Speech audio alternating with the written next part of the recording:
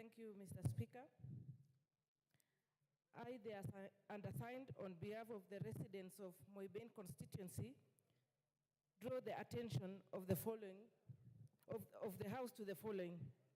One, that Agricultural Settlement Fund Trustees was established in 1963 under the Agriculture Act, Cap 318 of the Laws of Kenya, Section 168, which was repealed by the Agriculture, Fisheries and Food Authority Act 2013. That the fund is managed by the Ministry of Lands and Physical Planning. Its mandate is vested in the Settlement Fund Trustees, jointly by the Ministry of Lands, National Treasury, Interior, and Agriculture. That the Elgeyo Border Scheme Settlement Scheme is among the schemes established under the fund in 1963 for agricultural development and purchase of land with an initial capital of 5,000 aimed at facilitating settlement and development in the region. That over the years, due to various socio-economic factors and changes in the land ownership, the burden of arrears of loan payment has become unmanageable for the current generation of residents. That many families inherited the debt without the corresponding assets or resources to repay it. Further, the original purpose of the Settlement Trust Fund has been overshadowed by the financial strain it imposes on the community.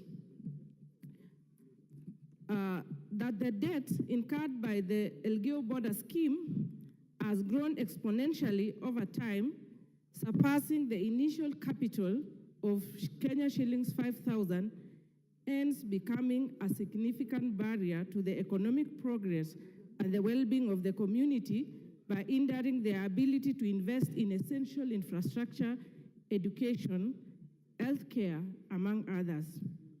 That the residents have over the years received demand notices regarding the arrears of the loan payment with possibilities of repossession of the land if the outstanding amounts are not paid. And that the issues in respect of which this petition is raised are not pending before any court of law or any constitutional or legal body. Therefore, your humble petitioners pray that the National Assembly, through the Public Participation Committee, 1, engages the Settlement Funds trustee with a view of seeking waiver of the accumulated debt of Elgeyo Border Settlement Scheme by the community, and 2, makes any recommendation or action it deems fit in addressing the plight of the petitioners. And your petitioners will ever pray. Thank you, Mr. Speaker.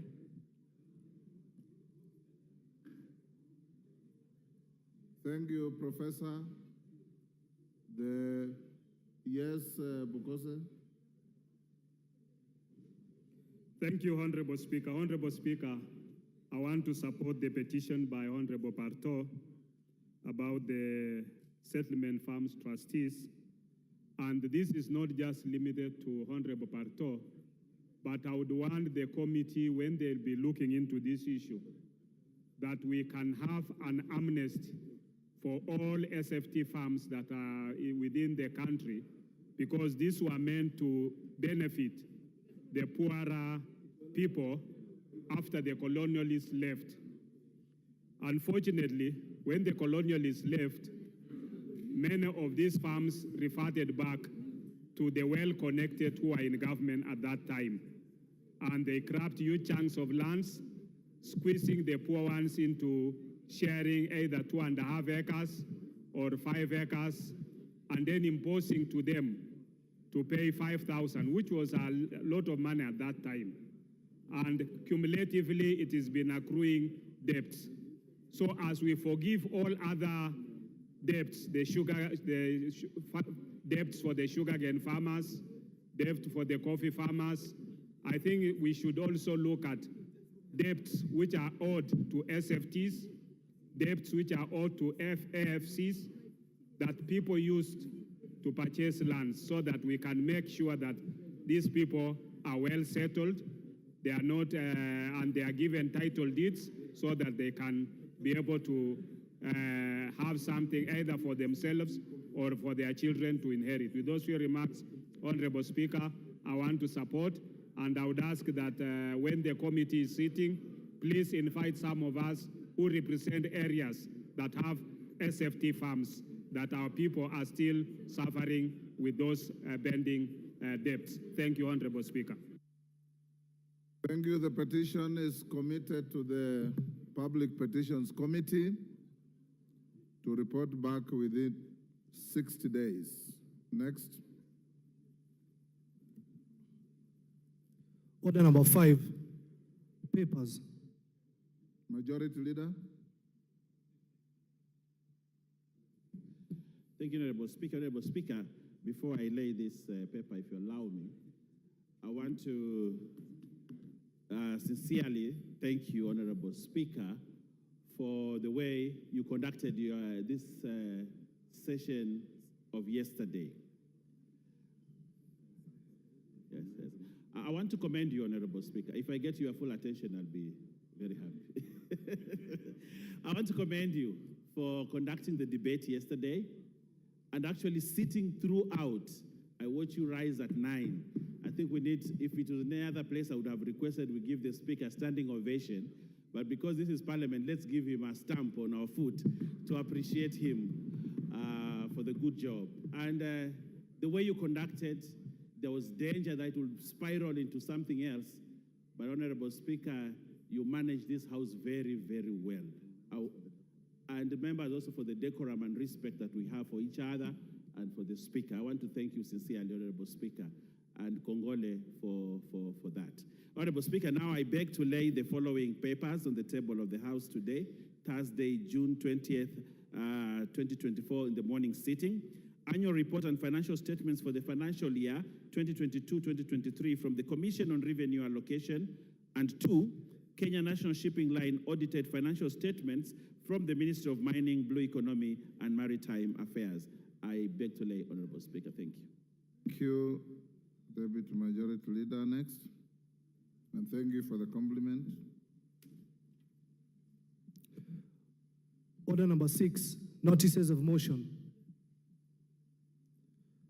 Order number 7, questions and statements.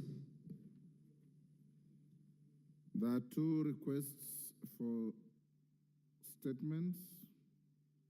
One from Monica Marubu, Women Rep Lamu. Go ahead. Thank you, Honorable Speaker.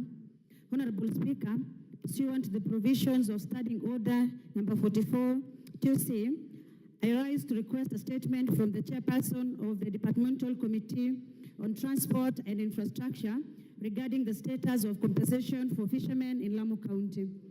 Honorable Speaker, for over a decade, fishermen have been engaged in legal battles and rigorous vetting processes to receive compensation after being displaced by the Lamu Port 3-berth project, also known as the Rapset project. The project area was primarily a popular fishing ground for the local fishermen who are able to use their rudimentary fishing equipment. However, due to the effects of dredging, destruction of coral reefs and mangrove forests, which led to murky waters, the fish population and locations were affected, thereby displacing the fishermen from the area. Moreover, the High Court of Kenya held the project dispute disrupted the cultural and economic activities of the local fisher community, and they were to be rightly compensated. Honorable Speaker, while we appreciate the efforts made by the government by initiating the compensation process, it is regrettable that there are significant concerns regarding the criteria used to verify the fishermen to be compensated. Further, in addition to the fair compensation, the government was to implement a comprehensive fishing value chain approach to ensure the sustainability of the local fisher community.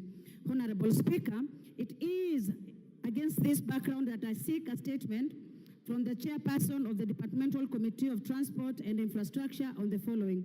Number 1, can the chairperson provide details of the fishermen set to receive compensation, including their areas of residence and fishing grounds, and state the criteria used for the verification process? Number 2, can the chairperson state the measures in place to ensure that only fishermen from the affected fishing grounds and local fisher community receive compensation, and provide timelines for completion of the compensation process? Number 3, and finally, can the chairperson explain why the government is yet to implement a fishing value chain approach to boost the fishing industry of the area, considering that compensation provided for the fishermen does not provide a long-term solution, hence jeopardizing the sustainable source of livelihood of the fisher community in Lamu County? I thank you, Honorable Speaker. Thank you. Chairman, Transport and Infrastructure. Any member of that committee?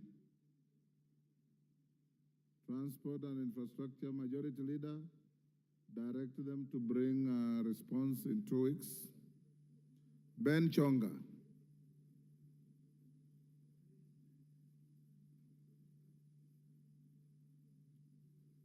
Give him the mic. There you are. Thank you, Speaker. It's Ken Chonga, not Ben Chonga.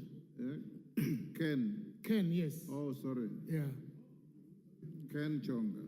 Honorable Speaker, pursuant to Standing Order number 44-2C, I wish to request for a statement from the Chairperson of the Departmental Committee on Lands regarding irregular allocation of a parcel of land in Gongoni Village, Junju Ward in Kilifi South Constituency. Honorable Speaker, indigenous people of Gongoni were displaced from their ancestral land by the colonial government purportedly for public use. After attainment of independence, the displaced residents never resettled on the land. Instead, in the early 1960s, the parcel of land LR number 140/4/Mainland North was leased to Vipingo Sisal Development Company for commercial activities on the land.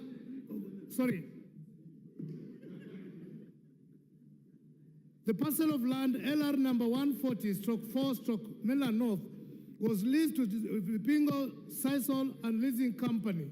Despite the allocation of the said property, the company never conducted any commercial activities on the land for the entire lease period until its expiry in 2016. Notably, Mr. Speaker, when residents conducted an official search to authenticate the status of the land in November 2023, the results revealed that the land was issued to one, Mr. Said Swale Musa and Mr. Shifea Swale Musa, and a new certificate of lease number CR 82241. It is astonishing that the said persons are neither residents of Gongoni village nor trustees of the Gongoni community. The irregular allocation of the said parcel of land has caused anguish to the residents, noting that by law, any land that is under leasehold reverts back to the government upon expiry of such lease. Honorable Speaker, it is against this backdrop that I seek a statement from the chairperson of the Departmental Committee on Lands on the following. 1. Under what circumstances was LR number 140/4/Mainland North registered in the name of Mr. Saidi Swale Musa and Shifaye Swale Musa despite being community land? 2. What is the status of investigation into the regular allocation of the said parcel of land? 3. What measures will the Minister of Lands put in place to revoke the allocation of the said land if found in contravention of the law and revert the same to Gongoni community? I thank you, Honorable Speaker.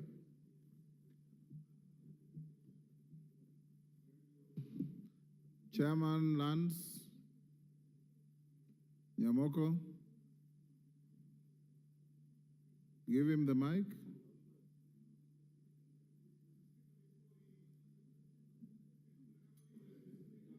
Yes, member for Changamwe. Give Nyamoko, take your seat.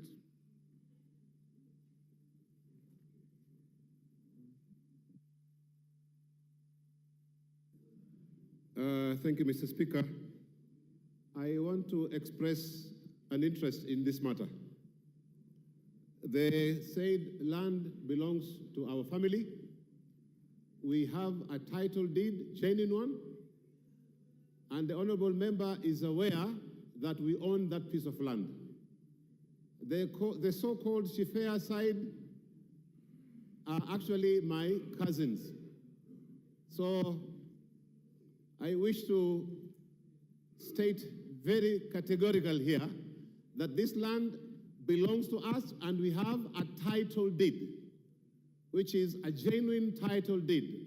And the honorable member is aware. Thank you, Mr. Chairman. Mr. Speaker.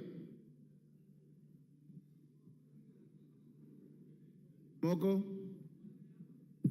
Thank you, Mr. Speaker. Mr. Speaker, we'll give a response in 2 weeks' time, 14 days. Next order.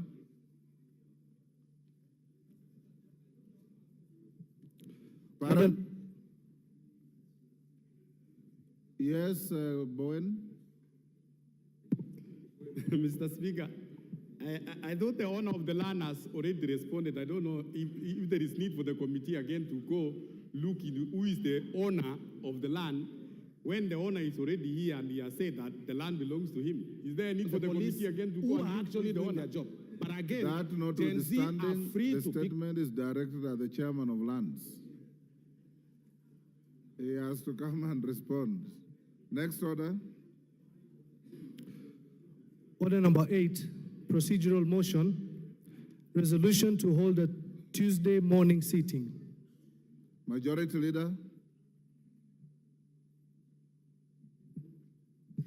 Thank you, Honorable Speaker. Honorable Speaker, I beg to move that pursuant to the provisions of Standing Order 33C, this House resolves to hold a morning sitting on Tuesday, 25th June 2024, commencing at 9:30 a.m. for purposes of considering priority business.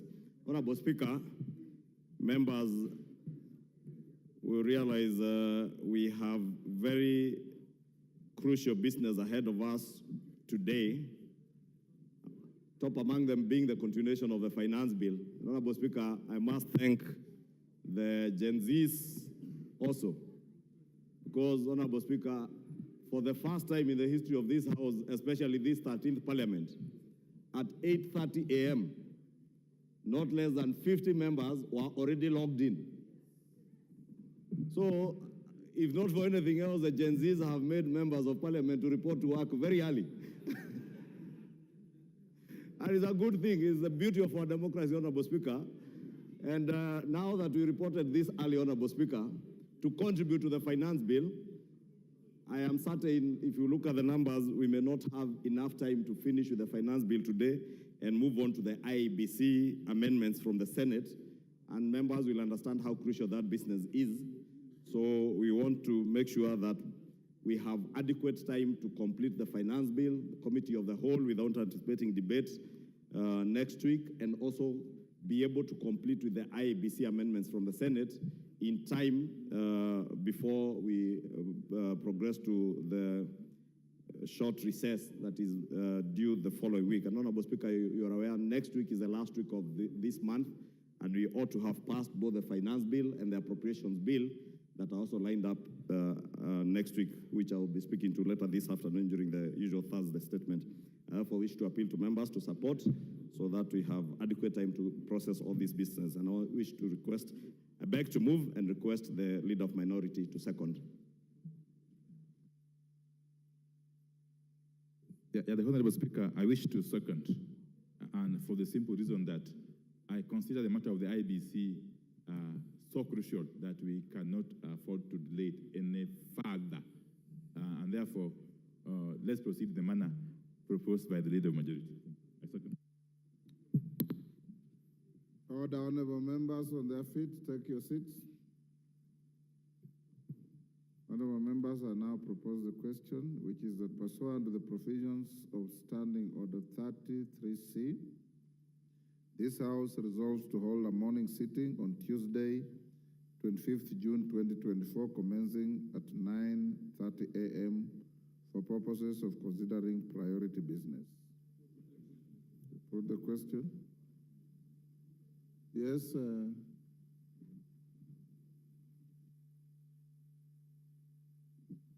Member for Seme. Yeah, thank you, Mr. Speaker. As I rise to support, there's a related matter that I would like to raise, but basically, again, to seek clarification from you, Mr. Speaker. You had indicated earlier, and I know that we are likely to go to the Committee of the Whole House on the finance bill. And that's one of the reasons we are really sitting on that day on Tuesday. But also, you indicated last evening that those who want to make amendments should have their amendments in by 1 p.m. today. Mr. Speaker, the clarification I was seeking, normally we have more time. Why are we limiting today if the Committee of the Whole House is likely to be on Tuesday, as you had indicated? Because one would have thought that even up to tomorrow, midday, would still be adequate. That's the clarification I needed. But otherwise, Mr. Speaker, I support the Tuesday sitting. Before I put the question, Honorable Nyikal, I have made a pronouncement about 4 times on this floor that those who have amendments file them by 1 o'clock today. For the simple reason that 1, the bill has attracted a lot of contentious arguments and proposals. 2, the committee itself in its report has recommended a myriad of amendments to the bill. 3, we want to have sufficient time for amendments that may be identical or overlapping to be harmonized. And we can't do that if we are constrained with time. 4, if you are speaking for yourself, you are the sort of member of parliament who I know would draft an amendment before the bill is even moved. So I don't know why you want extra time. My direction that all amendments be filed by 1 o'clock stands. I don't think it's injurious to any member. I don't think it oppresses any member. And since the time I started making the pronouncement, no member has raised any reservation, Dr. Nyikal. And I believe your reservation is not only unhelpful, but will just draw us back to management of House business that will not be helpful. Yes. Yes, Majority Leader. Thank you, Honorable Speaker. I wanted to add to your 4 points. Yes. 5, since you got up to 4, is that this is a money bill. And being a money bill, in line with Article 114 and on standing orders, all the amendments that members will be proposing must be shared with the National Treasury for concurrence. And therefore, if we allow more time, then there will be no time for the back and forth between the National Assembly and Treasury. Thank you, Honorable Speaker. And you should actually appreciate the Speaker, because ordinarily, the office that receives amendments will just tell you it has been closed. At least I've given you sufficient notice on the direction of time. Thank you. Yes, Okello? Let's not eat into debating time. Yes. Give Okello the mic.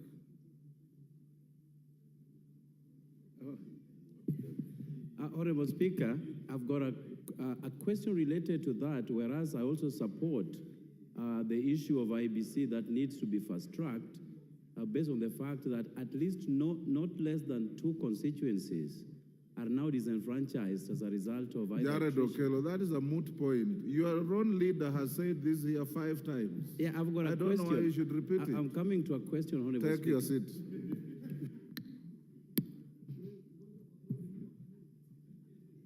If you want to usurp your leader's powers, the Speaker will not assist you on that.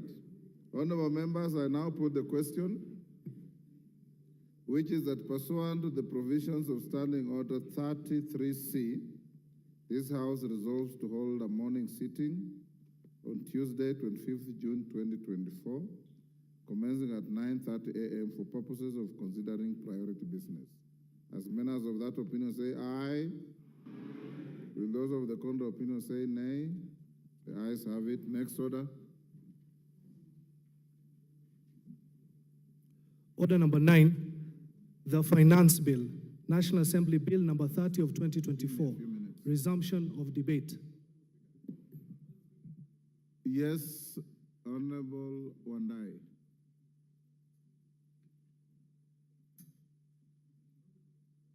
Give him the mic.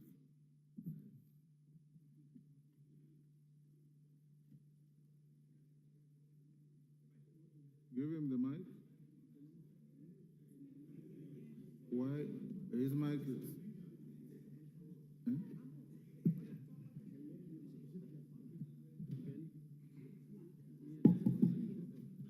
I'm told your mic is malfunctioning. Put where Kainan is.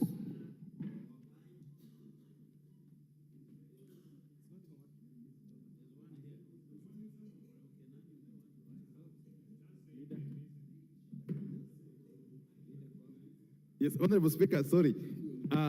Honorable Speaker, I've got an issue I need to raise now before we can proceed with the debate that was going on yesterday. Honorable Speaker, my attention has been drawn to a letter purportedly emanating from the Cabinet Secretary for National Treasury. They had dated 19th June, that was yesterday, and addressed to the Clerk of the National Assembly. It's also copied to the Right Honorable Speaker. And it's a letter concerning request for the advisory on conclusion of supply and ways and means process by the National Assembly. Honorable Speaker, going through this letter in a nutshell, really, in summary, the National Treasury CS is purporting to direct this House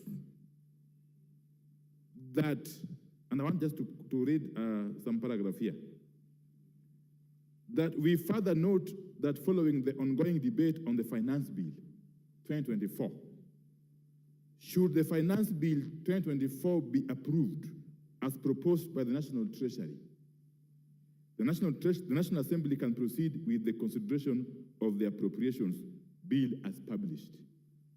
However, if the revenue-raising measures contained in the Finance Bill are not approved by the National Assembly, there will be a likely revenue shortfall of approximately Kenya shillings 200 billion. In order to remain within the provisions of the law, I'm just paraphrasing, we propose the following measures, and so on and so forth. Honorable Speaker, first and foremost, the Cabinet Secretary is treading on very slippery grounds, and indeed dangerous grounds. First, by purporting to direct the House on what it's supposed to do in its legislative role. Two, is also anticipating debate, because as far as I'm aware, we are still at the stage of debating this bill. It is not up the duty of anybody out there to start anticipating how the bill will go. But more importantly, Honorable Speaker, Article 221 of the Constitution, if you can listen to, just pay me attention. Article 221 of the Constitution.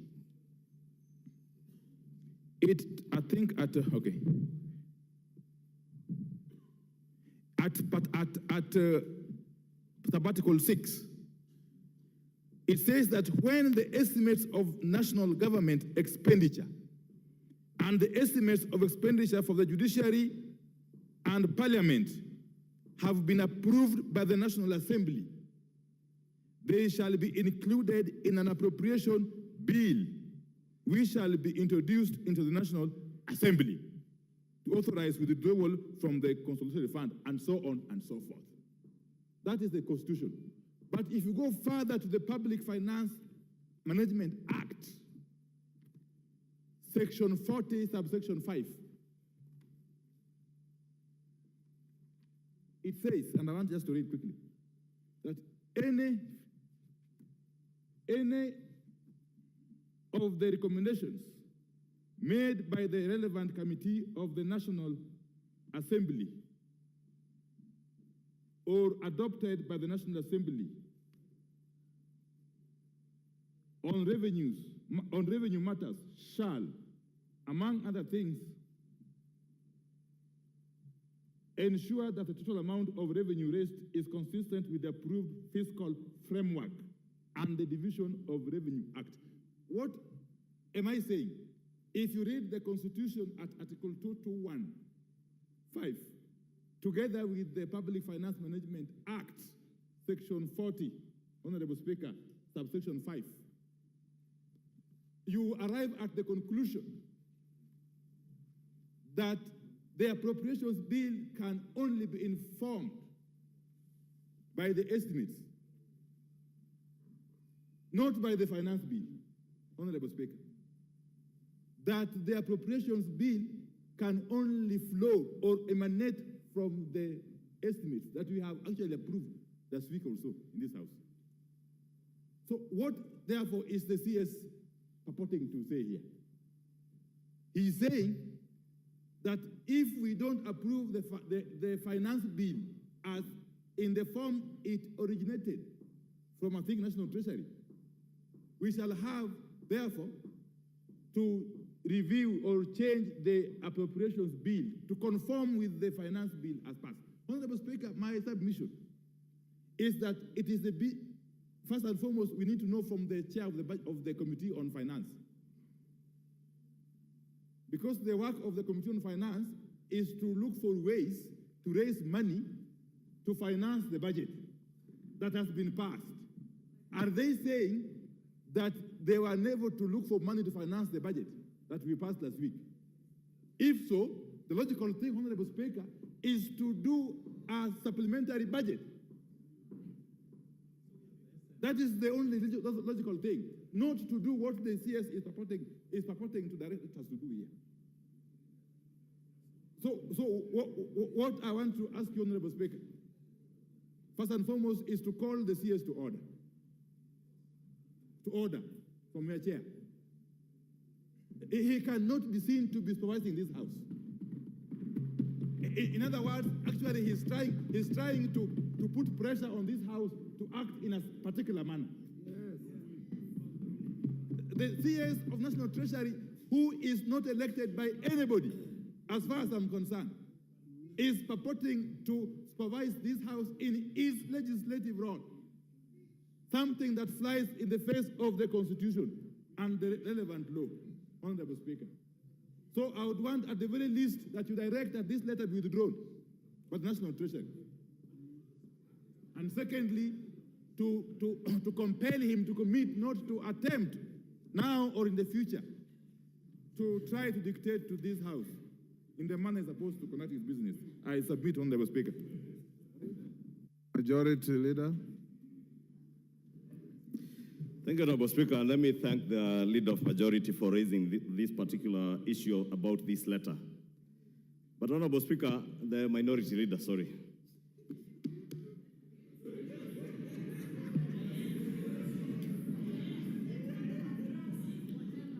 Honorable Speaker, you know, they say any name can raise a baby. And today you are the majority, tomorrow you can be the minority. There's absolutely nothing wrong with me, the slip of the tongue, referring to the Honorable Pio Wandai as a leader of majority. At times I've had people, the slip of the tongue, refer to Junet as a majority whip. At times I am referred to as a minority leader, majority whip. Any name is a name, provided we do what we are here to do. And Honorable Pio will tell you, in the last parliament, when we were with him here, the majority side, that was Jubilee, became the minority and had to depend on the minority side in its own government to, to pretend to be the majority. The leader of majority then, the Honorable Kimunya, the last 2 years, was the leader of the majority, but was actually a leader of the minority from the majority side.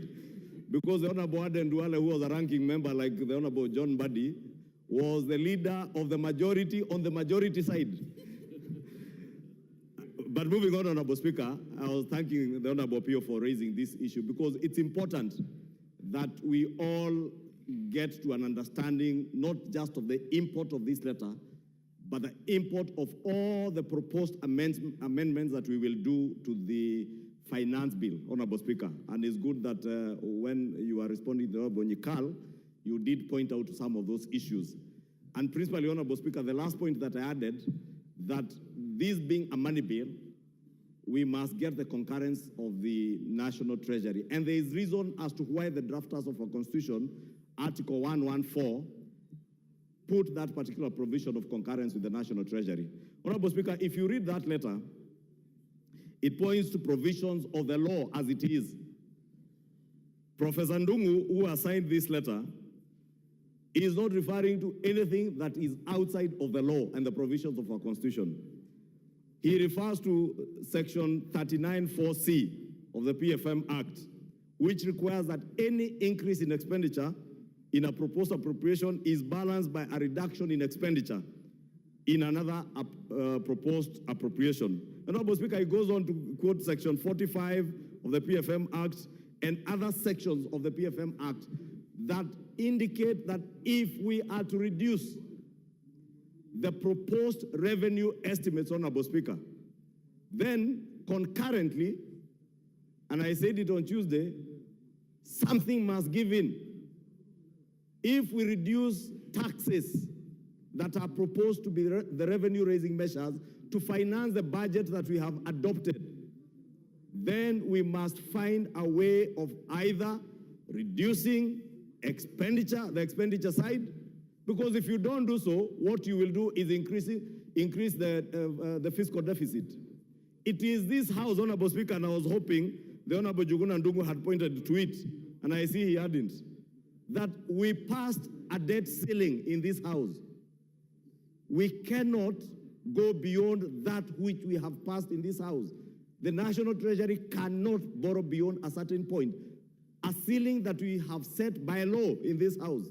And therefore, if we're asking that let us reduce the revenues, but don't touch the expenditure side, what we are doing is simply telling the National Treasury, increase the fiscal deficit against the law.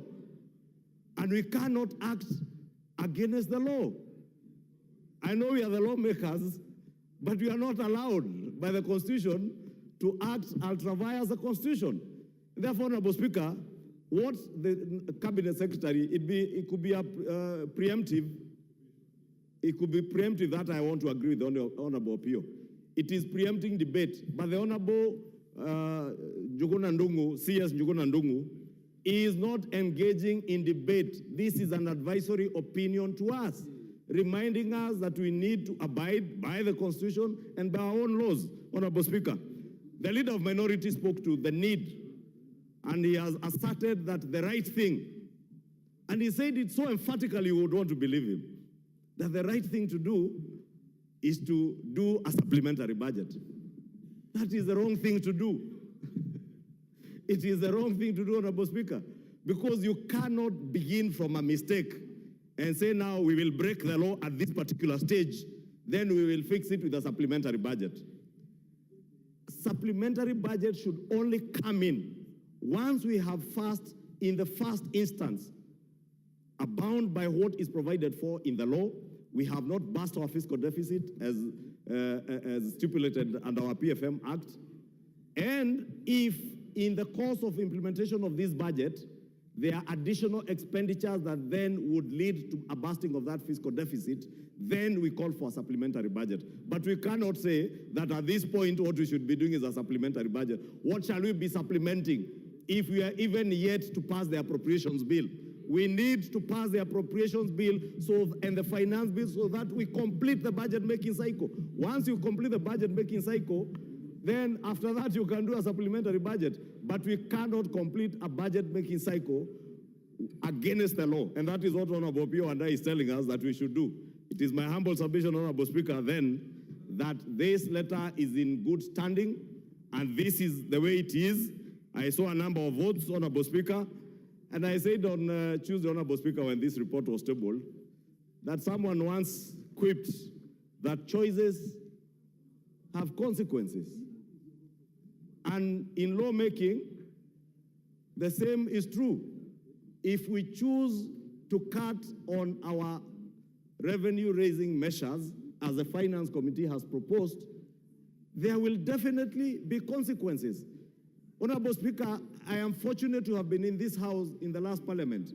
The Honorable Andai, who has raised this issue, and the Honorable Junet were in this House in 2018. In 2018, Honorable Speaker,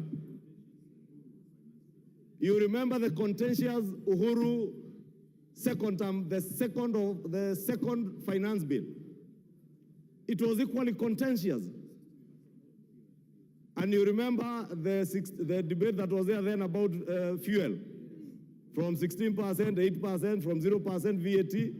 And when we did the revenue-raising measures bill in the form of a finance bill, consequently, we had to adjust the expenditure side. Therefore, Honorable Speaker, it is not the first time it is happening, and it is not the last time. Therefore, if our JSS teachers, who we appropriated resources to hire, if there isn't adequate resources to hire JSS teachers, then something has to give in. If there is a road in Ugunja constituency that was to be tarmacked, and the resources are not enough, or in Kikuyu constituency for that matter, then we just have to do away with them, Honorable Speaker. Therefore, I just want to ask the Honorable Pio to hold his horses. In actual fact, what we are doing now is anticipating debate, Honorable Speaker. We are the ones now who are anticipating debate because we are yet to complete the finance bill, because at the conclusion of the finance bill, it is only at that point we'll be able to tell the net effect of all the changes that have been made and decide whether then we need whatever quantum we need to adjust on the expenditure side. Honorable Speaker, let me just conclude by saying we cannot and we shall not have our cake and eat it at the same time. Thank you, Honorable Speaker. Order, honorable members. Order. Honorable members, this issue is very straightforward, but for purposes of record, I'll give you a direction at 2:30. Meanwhile, we proceed with debate. It has absolutely no impact on the debate going on. I will give you a direction at 2:30. Order, Honorable Wandai, you have so ably prosecuted your case, and the majority leader has responded. Budget Chairman, I will, in fact, pass on these letters to you. So I'm not opening debate on this. Call out the next order. Order, honorable members. Order. When I came to the chamber, I had seen this letter. And I had also my own feelings about it. I'll give you direction at 2:30. I don't have to consume parliamentary time debating something that is very clear in my mind. My thoughts are very rich, Junet. Have you called us? Order, honorable members, order. Back to the finance bill. We have 120 requests. With 120 requests, at 5 minutes, we need about 9 to 10 hours. Can I ask the majority and minority leader to approach the chair? The majority and minority leader approach the chair.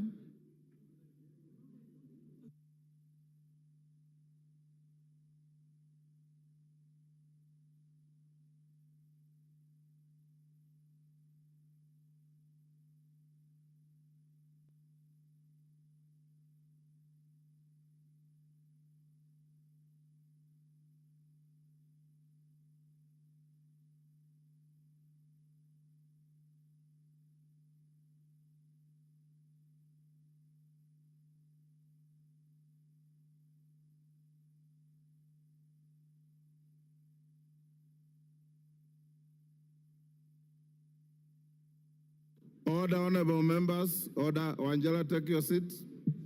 Order. Badi, take your seat. Order, honorable members. Honorable members, I want us to proceed as follows. We have Honorable Zeng, is it Zambia? Who has 3.5 minutes to go. I've told you how many of you have keyed in. At 7 a.m. this morning, 50 members had already keyed in. But that shows the intensity of interest in the bill. We will start the debate now up to 1. In the afternoon, I'll give you 1 hour from 2:30 to 3:30. We will not need Honorable Bukose to call for the mover to reply. The mover will be called by the speaker to reply at 3:30, whereafter we shall go to vote. I've consulted with your leadership on whether we should go on with 5 minutes and cut off at the hours we have agreed, or allow more members to contribute by truncating the time to 3 minutes. If you agree to 3 minutes, we can truncate the time to 3 minutes so that more members can speak. Is that all right with the House? I put the question that the time for contribution be reduced from 5 minutes to 3 minutes. As members of that opinion say aye. Will those of the contrary opinion say nay? The ayes have it. Secondly, honorable members, I encourage you to desist from raising frivolous points of order, because some members have been raising points of order that are completely far from points of order. Yes. So, in Zambia, you finish your 3.5 minutes. The next members I call, you'll be taking 3 minutes. Members, you also keyed in very early, but sometimes the chair may not necessarily follow the list because you find like you have 10 members in a row from one side. We have to balance the House. So we will be jumping and zigzagging in the list to make sure there's some balanced representation on the floor. Zambia, go on. Thank you, Honorable Speaker, for this opportunity. Honorable Speaker, we have a responsibility as a House to protect the interests of our Kenyan citizens. Honorable Speaker, I totally oppose this finance bill.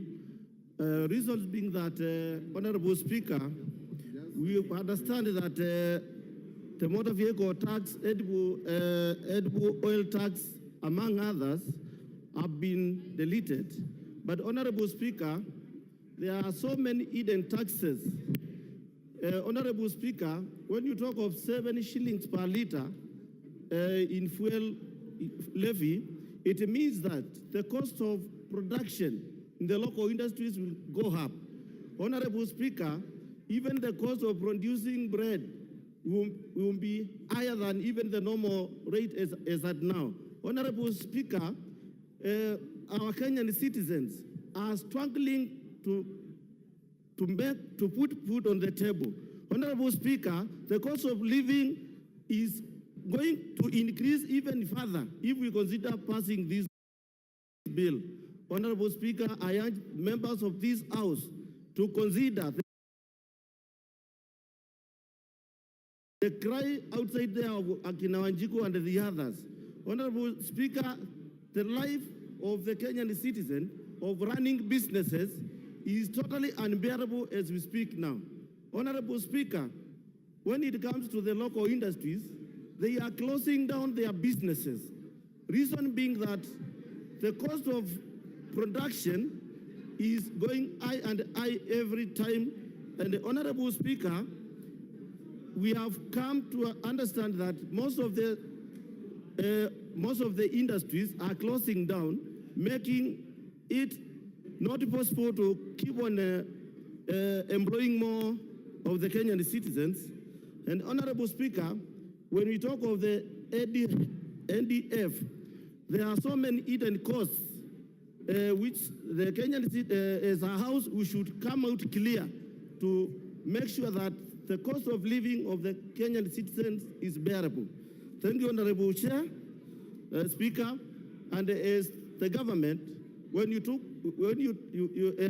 of the hustlers, the borders, the mama bokas, it is very clear that the things are getting worse and out of hand. Honorable Speaker, I urge this government to reconsider getting a better finance bill to move the Kenyan citizens forward. Thank you, Honorable Speaker.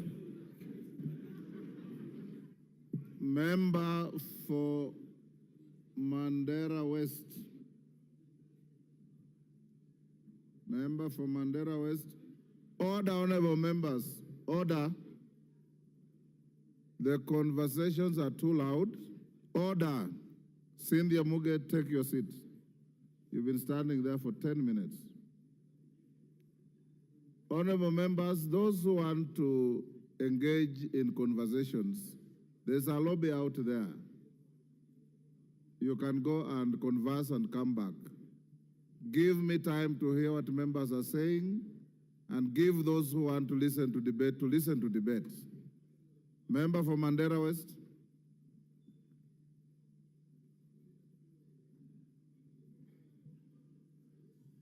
Give him a functioning mic.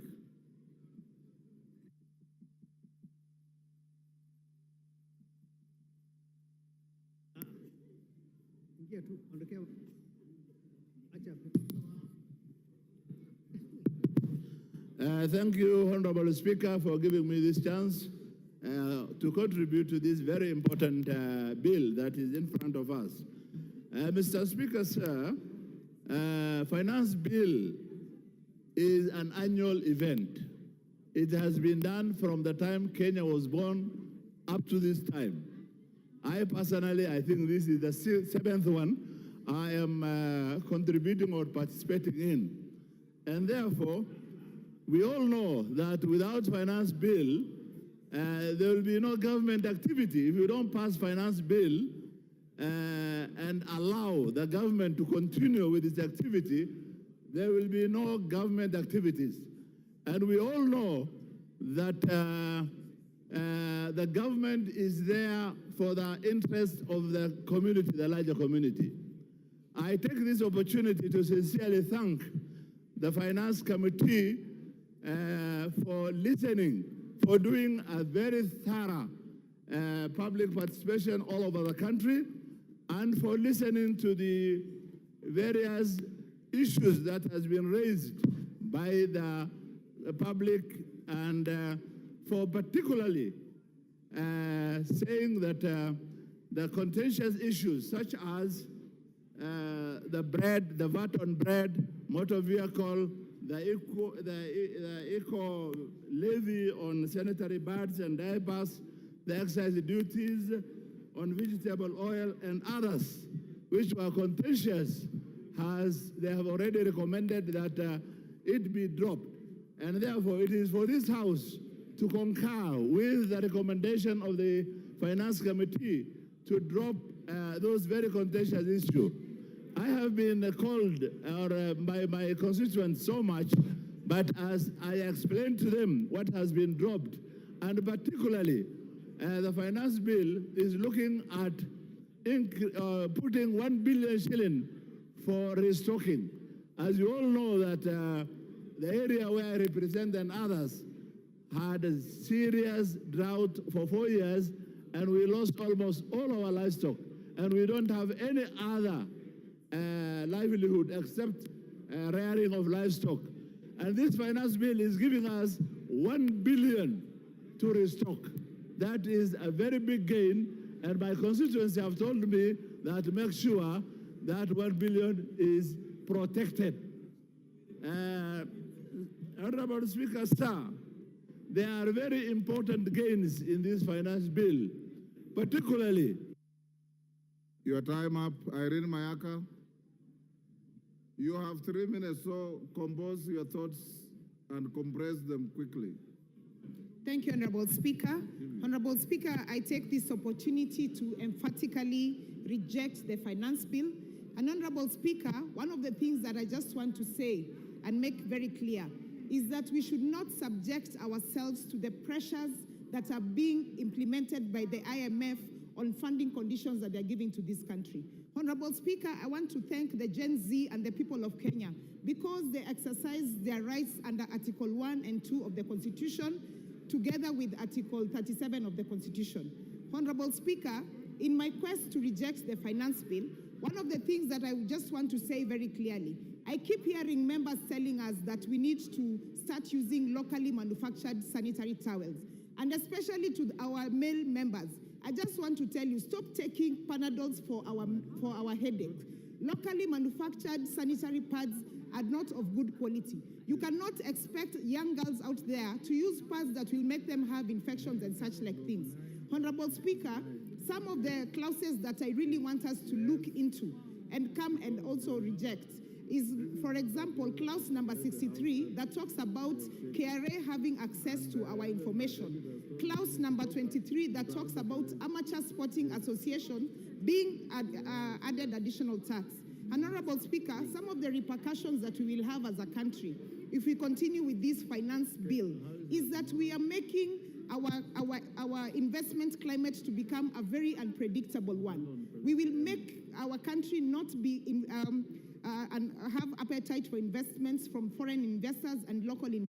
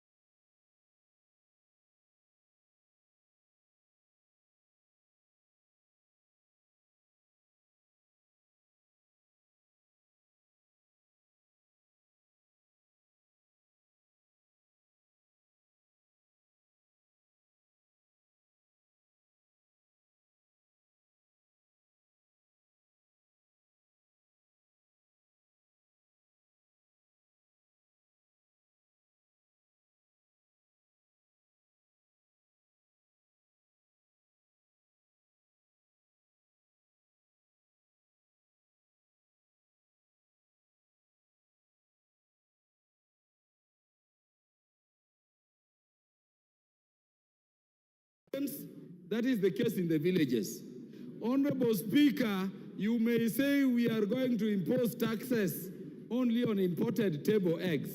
But how will you distinguish between those eggs you're using to hatch and the eggs to be eaten on the table? Do we have the machinery to confirm it? Honorable Speaker, there is no empirical data. And this is where I think the Finance Committee failed this House. Do we have data in terms of the amount of eggs which are imported against the amounts produced locally that are in our market?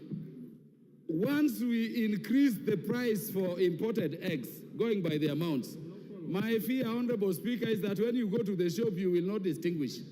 Honorable Speaker, the last... Time up. Ferdinand Wanyonyi. It is 3 minutes. Don't talk as if it is 10 minutes. It's 3 minutes. I want to take this opportunity, thank you very much, Speaker, to remind this House that the budget is actually an annual circulation, and therefore I'll ask members, and I think the opportunity is there, not only that, but not to whip our emotion on this. Let's not whip our emotion on this. The opportunity has been given to us to have suggestions, so that I can be able to have suggestions that can be able to at least correct whatever we have gone wrong, to be able to correct and put in whatever input you can put to be able to create more opportunities for our people. Therefore, Mr. Speaker, mine is to ask members to come up with those suggestions, because the ball is in our court, to be able to come up with whatever suggestions you have, to be able to correct and implement some of these issues that can be able to make this country to be self-sustainable. As you know, you are told Kenya is now the 27th fastest growing economy in the whole country. And therefore, I want to take this opportunity to thank the committee led by my brother Kimani, that we should be able to move faster and be able to come in with suggestions to be able to move, because one of which, as you say, you want to dismiss this particular proposal. We have CDF, and have given us like 50 million shillings. We have the CALF for the ladies, that again, 30 million shillings. And of course, electricity, to be able to have our country with a nice approach to economy by having electricity all over the country. Therefore, I think this bill is good enough. We should not actually dismiss it for the sake of it. We should be able to come in with positive approach to be able to move forward. As it is today, I do just want to dismiss because somebody called me and asked him, what do you want me to remove? He didn't even know. So let's not go by emotion. Let's go by whatever we have and be able to move forward our economy. Thank you. Thank you. Manduku.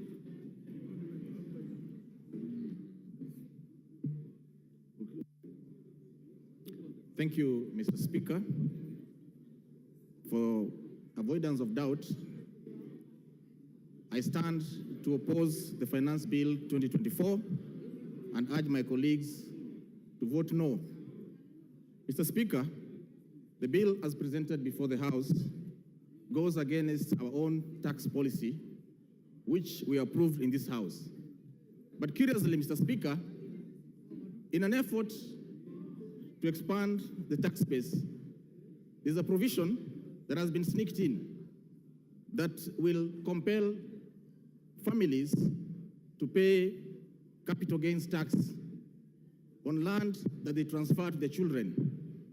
If you look at the proposal to amend the Stamp Duty Act Cap 480, I find it difficult that if I give my son land, or if I ask my family to donate land to my children, I'll be compelled to pay some taxes. Further than that, Mr. Speaker, and having worked at the Port of Mombasa, I can tell you that this country is a net importer. And therefore, increasing the IDF fees by 0.5% will have a net effect of having expensive goods manufactured locally. Mr. Speaker, there's a provision also in this bill that seeks to expand or to extend the number of days that the Kenya Revenue Authority can get back to taxpayers on decision making from the 60 days to 90 days. I find it curious that we want to give the taxman a lot of time to get back to us on very simple decisions which would otherwise streamline taxation. Mr. Speaker, my advice to the government is that they should get down to work. Avoid listening to tweeting economists and avoid too many prayers. Get back to work and grow the economy. Thank you, Mr. Speaker. Member for Kajiado Central.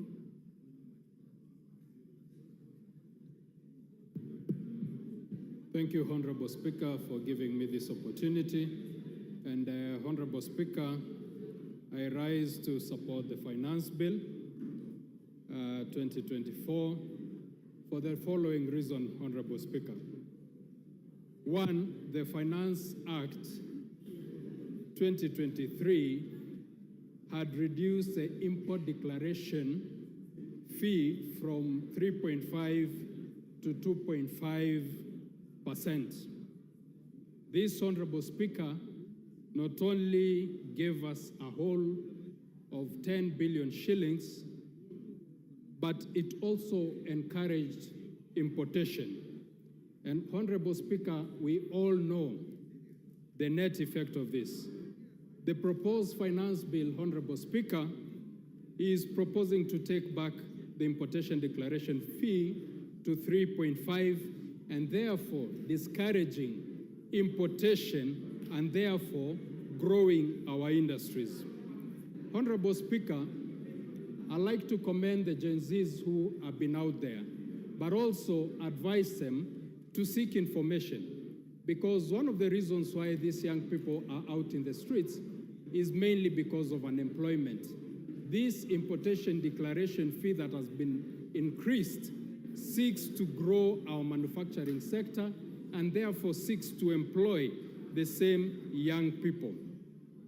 Second, Honorable Speaker, is the eco levy in clause 45 of the bill. Honorable Speaker, we all know the effects of climate change, the negative effects of climate change. This levy, Honorable Speaker, seeks to protect our environment from environmental wastes, which is one of the contributors to climate change. Honorable Speaker, we could go on on climate change and the effects and the negative effects that this has brought to the economy of this country. And lastly, Honorable Speaker, as a pastoralist, and I also urge the pastoralist members who are here to be keen. In the past budget, we have 1 billion shillings that is meant to be restocking money for our people. Our people had suffered losses due to drought. The 1 billion is going to be a game changer to our people. There is also money for value addition. And this, Honorable Speaker, I support the bill. Thank you. Thank you. Karole Omondi.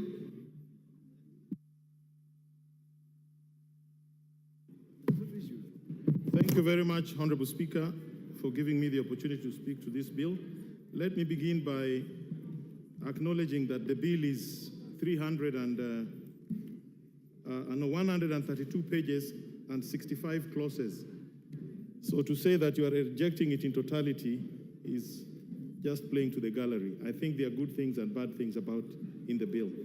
Mr. Speaker, I would like to talk to three things only because of the limitation of time. The first one is a clause that is being introduced in this bill on tax abandonment. I've not had a lot of public discussion on it. But for the first time, we are being asked to make provision in law for the Commissioner of Tax, together with the CS Treasury, to give tax waivers where, in their view, the tax cannot be collected. I think this is a very, very fundamental activity that requires the input of this House. I think tax that is due is already public property, and any activity to waive it or to claim that it can be abandoned must have the input of this House. So I will be recommending, or rather I've already recommended certain amendments that will come to the floor of the House to recast this particular clause to see that any attempts to abandon tax are subject to approval of this House, as well as the requirements of Articles 201 and 210 of the Constitution of Kenya. Secondly, there is another provision in this particular bill talking about investment allowance for spectrum use. I believe this matter should be looked into detail because it also has retroactive effects on the tax that will be collected from the telecom companies. I believe there's a lot of work as Parliament we need to do on this matter to see that we do not. If possible, you could add me a few minutes so that I bring forth a message.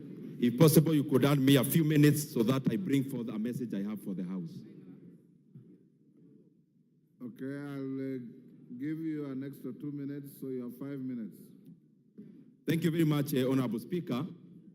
Honorable Speaker, as the law provides in the PFM Act, Article 39A, that we have to balance our expenditure and our revenues.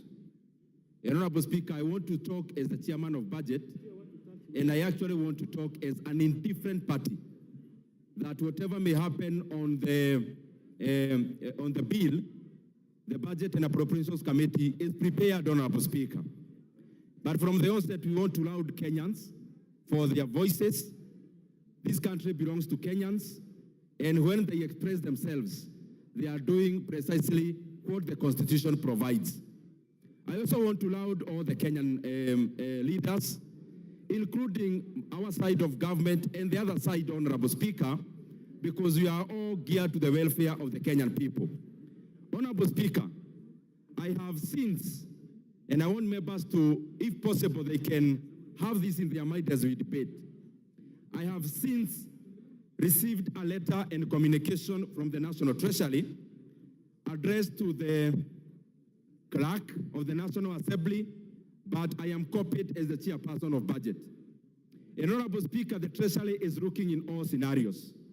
Scenario number one, if the bill passes only with the amendments from the Finance Committee. Scenario number two is actually if the bill, the MPs in their wisdom decide that we shelve it. Honorable Speaker, if the status quo remains, that we pass the bill as proposed by the Honorable Kimani Kuria and the committee, the appropriations bill passes as it is, Honorable Speaker, as we did last week. However, Honorable Speaker, it is important for members to note that in case there is a downfall in terms of the revenues by the proposed 200 billion that was to be raised in the finance bill, Honorable Speaker, then the government and the National Treasury and the Budget Committee is also prepared for that scenario. And I have communication, Honorable Speaker, from the National Treasury from the proposals. And I wish that I read some of them, that if the bill does not pass, Honorable Speaker, we'll be reducing the budget for the State House for 51 million, budget at the State Office of the President for 51 million, security organs, defense, for example, will be losing 7.75 billion, ongoing pivots in our constituencies will have to shelve that ambition by reducing by 800 million, Honorable Speaker. Higher Education Loans Board will be losing 3.2 billion. Honorable Speaker, the JSS teachers, 46,000 of them, Honorable Speaker, by letting this bill pass, will actually be giving jobs at the permanent and pensionable. Honorable Speaker, if the wisdom of this House is to shelve that decision, then it means the JSS teachers, whom, Honorable Speaker, I would persuade this House that we confirm there will be no funding. NGCDF will be reducing by 15 billion shillings, which is 50 million per constituency, Honorable Speaker. The monies we appropriated for electricity, 50 million per constituency, Honorable Speaker, by, again, not giving the National Treasury the power for more revenue-raising measures, the 50 million per constituency will be disappearing today, Honorable Speaker. Coffee Cheriford will be cut 1 billion, Honorable Speaker, if there is no funding, Honorable Speaker, through the finance bill. Our last plea is this, this letter is public information. It can be shared to the members of parliament. Honorable Speaker, my plea is this, as the chairman of budget, that if it's possible, the House Business Committee can actually bring the appropriations bill this afternoon. That the decision that we take in the finance bill, we can also cascade the same by appropriating the proposed cuts in the appropriation bill so that we can finish the entire business today, Honorable Speaker. However, Honorable Speaker, I am sure with the same energy that we are speaking either for or against, we will also explain to Kenyans, the JES test teachers, I am sure those who will be voting against their confirmation to PNP, we will also explain to them, Honorable Speaker. Those voting against increment in CDF will also be, Honorable Speaker, explaining to Kenyans about it. Those who will be voting against the increment, Honorable Speaker, of employing 20,000 more teachers will have an ample time to explain to the teachers of this country, Honorable Speaker. And Honorable Speaker, the proposed cut in terms of roads is 15 billion. Those who will be voting against the increment of 15 billion to roads, I am sure they'll eloquently explain to Kenyans about it also, Honorable Speaker. A minute to finish.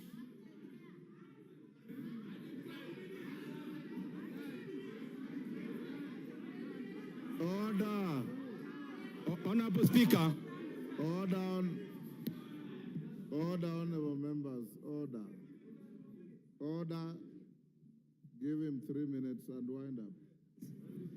Honorable Speaker, I want to be very objective.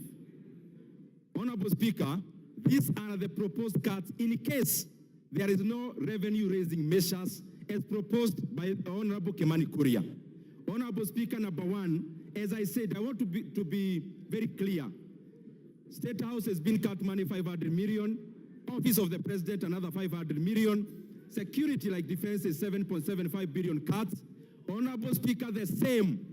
We have already promised our JSS teachers that the 46,000 of them will be employed and on permanent and pensionable. Honorable Speaker, if we don't give the National Treasury the power for revenue-raising measures, it means the people will be voting against the confirmation of the 46,000 interns. Will have ample time to explain to them how they voted against them getting permanent jobs, Honorable Speaker. Honorable Speaker, the reduction in NGCDF is 15 billion shillings. That is a small figure, Honorable Speaker, because I can see members are saying 50 million is not much. In Kiharo, it's a lot of money, Honorable Speaker, that every constituency will be cut 50 million shillings starting July, Honorable Speaker. GAF, we just added them $500 million. Honorable Speaker, the proposal is to reverse the 500 million and also to reduce further by an extra 1 billion, Honorable Speaker. The monies we appropriated for electricity, 50 million per constituency, Honorable Speaker. I hope those who will be voting against electrification in our villages will have time to explain to Kenyans why they are voting against electricity in our rural areas, Honorable Speaker. Honorable Speaker, there is a proposed reduction. Order. Honorable Commissioner Mishi, I know you differently. Order. Order, honorable members. Order. Order, honorable members on both sides of the House. Order. Order. Honorable members on both sides of the House. In the tradition of Parliament, if you approve of something, you thumb your feet. You don't wail and shout as if you are in a rally. This is not a rally. This is a House of Parliament. Dindi, can you wind up? Honorable Speaker, the other thing is that there is a proposed reduction of 1 billion shillings in livestock restocking. From our side, we believe those who lost their livestock deserve to be compensated. Those who will vote against 1 billion that is going to livestock restocking will explain to our pastoralist, Honorable Speaker. Honorable Speaker, also, the monies proposed for reduction for school feeding program is 1.8 billion. On our side, we believe the 1.8 billion is needed to feed the children of this country as they go to our schools, Honorable Speaker. Honorable Speaker, the political parties, we can all agree in unison. We are proposing a cut of 900 million. I know that is not contentious. We can agree to cut it this afternoon, Honorable Speaker, because we are also prepared for it. Honorable Speaker, there is a proposed cut of 5.5 billion shillings for cash transfer. Our parents who registered last year deserve to get their cash transfer. Order, time up. Bet Simba. Order. Asante sana Rosa Mheshimiwa. Buyu, you have already spoken on this bill. You have no business doing what you are doing. Asante sana Mheshimiwa Spika kunipa fursa na mimi niweze kuzungumzia kuhusu mswada huu wa fedha. Mimi nimesimama kuupinga mswada huu. Na kitu nitasema hapa, viongozi muheshimu malalamishi ama matakwa ya wananchi. Muisikize vilio vya wananchi. Kuongeza ushuru wa mafuta kutapandisha kila bidhaa ambayo inahusiana na mafuta. Kwa hivyo hii ni shughuli ambayo haifai kwa sababu gharama za maisha zitakuwa juu. Kuweka ushuru kwa bidhaa zinazotoka ng'ambo zitamrudia tena mwananchi, kwa sababu bidhaa zinazotengenezwa hapa nchini bado haziwezi kukimu mahitaji yetu, mpaka tutachukua tena kutoka kule zile za ng'ambo, ambazo zitaleta shida zaidi. Kwanza tutengeneze viwanda vyetu kabla tujaweka ushuru huo. Na kuhusu kwamba fedha zitatoka wapi, wapunguze matumizi katika ofisi za serikali. Wanaweka pesa nyingi kuhudumia wageni wakija. Kama mgeni amekuja, mpe maji ya kunywe, na kama ni lazima akae paka mchana, mpe kidheri, mwambie hiyo ndio chakula chetu cha kitamaduni, sio kukula makuku na madino kwa gharama za wananchi. Mnaleta paka tu katika sehemu zenu. Kupandisha bei ya mikate, mwananchi wa kawaida ni bidhaa ambayo inatumika kwa kila boma. Kila boma asubuhi na jioni tumia mikate. Wewe unaenda kuongeza ushuru wa mkate, na mkifanya hivyo tutakunywa chai na mgoka kama ndio mnataka hivyo. Kwa hivyo Mheshimiwa Spika, ni kwamba serikali ipunguze ile matumizi ambao wao wanafanya, wapunguze safari wanazokwenda nje, waende mahali ikiwa ni muhimu na ni watu wawili pekee yake, hapana kwenda watu 30 alafu mnasema wananchi waongeze ushuru, na huku mmechukua ndege nzima mnaenda nayo huko nje. Mnakwenda mahoteli, mnazungumza ambao mikutano mnaweza fanya katika boardroom zenu. Hiyo ndio sio ni matatizo. Kwa hivyo mimi nasema kwamba ushuru ama hii mswada wa fedha uangushwe huu, kwa sababu wananchi wameusoma. Msione wale watoto wale vijana wameandamana, walisoma kwa sababu huu mswada uko katika mitandao, wanajua kila kipengee kile kilichoko pale. Mnaongeza matairi, mnaongeza vyombo ambavyo vitapima saratani, mnaongeza bidhaa ambazo za x-ray ambao tayari matibabu ni gharama, na saizi mnaongeza tena. Itakuwa zaidi, watu wanaumia, watoto wanajinyonga huko kwa sababu ya depression ambao ziko nazo. Kwa hivyo Mheshimiwa Spika, nimesimama kupinga mswada huu. Asante sana. Mwengi Mutuse.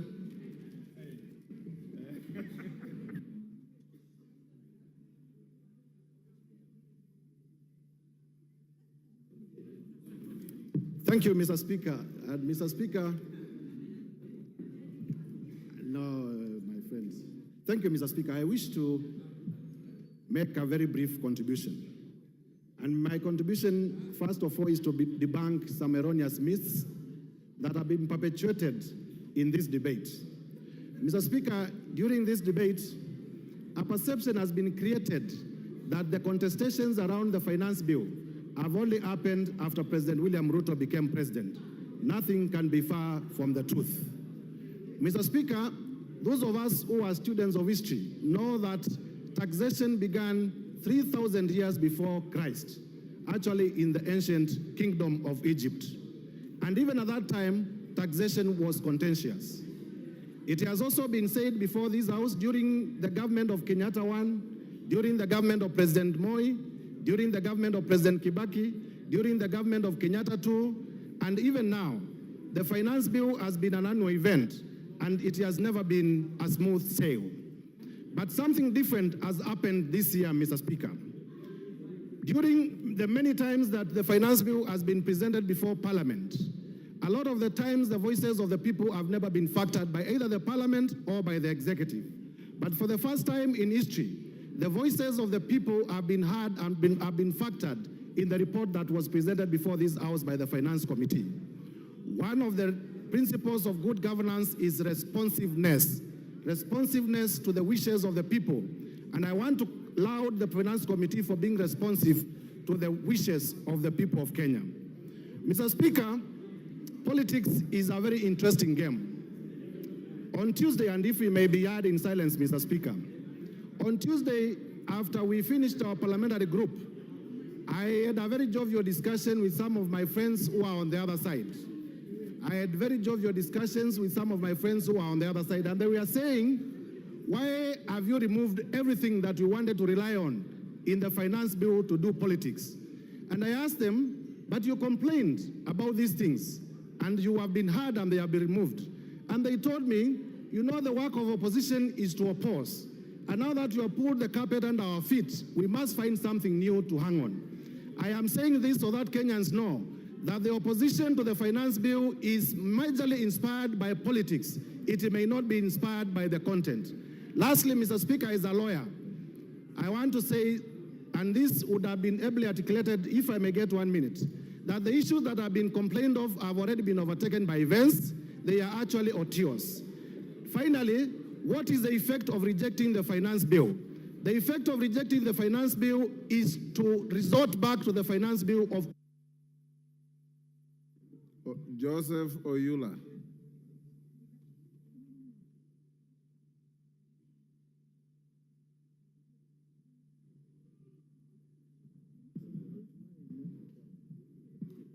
Well, thank you, Mr. Speaker, for giving me this opportunity to also contribute to this important bill. Mr. Speaker, I want to start by thanking the Finance Committee for the work well done. It took a long time, but they came up with a good report. Mr. Speaker, notwithstanding the amendments that were made, this bill was a disaster. This bill is assuming that the Kenyans' tax rate should move to a higher rate regime, which is not comfortable for this country at all. Mr. Speaker, we should not take ourselves to a higher tax regime, which is going to cause stress to our business community and the individuals. The country needs to move slowly towards a higher tax regime. If the country is moved very fast, Mr. Speaker, then we will not balance our budget. Mr. Speaker, we need to make sure that the revenue is raised, yes, but also the tax rate is comfortable to the community of this country. Mr. Speaker, as we go through this bill, Mr. Speaker, let us note that increasing the tax rates does not guarantee raising that money. It has happened in the bill for 2023. We never made it. The chances are that during this period, we may also not make it. So the Treasury should not come up with such a disastrous proposal in the tax rates. It is for this reason, Mr. Speaker, that we are rejecting this bill, and I would want the Treasury to take it back and come up with a bill that is balanced, a bill that will ensure the country is raising revenue, and a bill that will ensure the people of Kenya are not stressed. This is very important, because if we raise the tax and we don't get that money, it will not help the country at all. Thank you, Mr. Speaker. Jane Kagiri.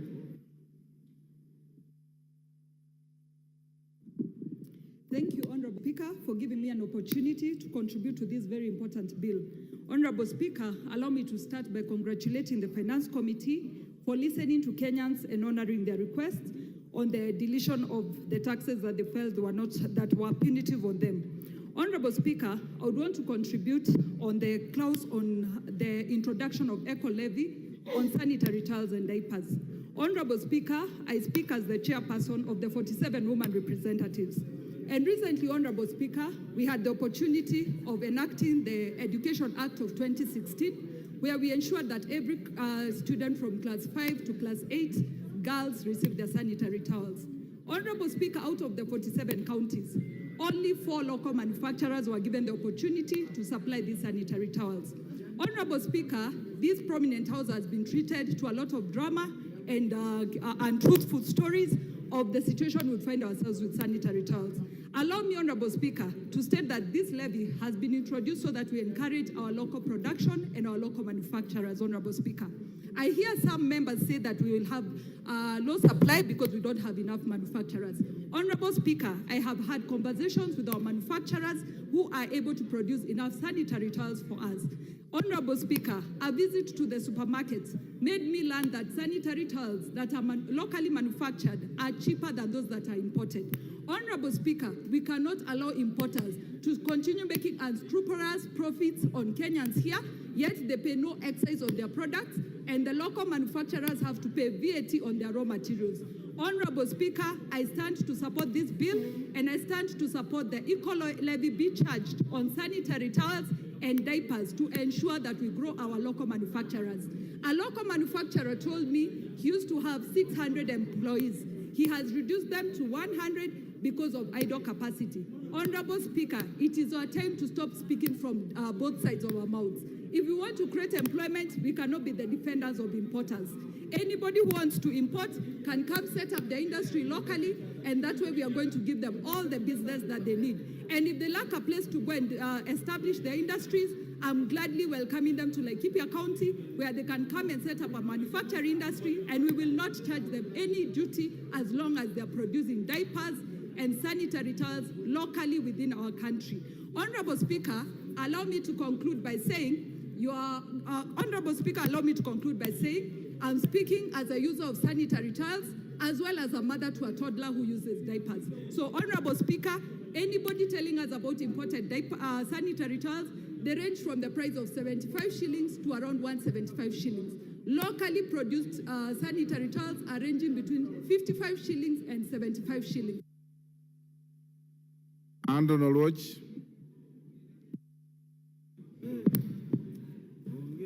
Thank you, Honorable Speaker. From the very onset, allow me to say that I rise to oppose this bill.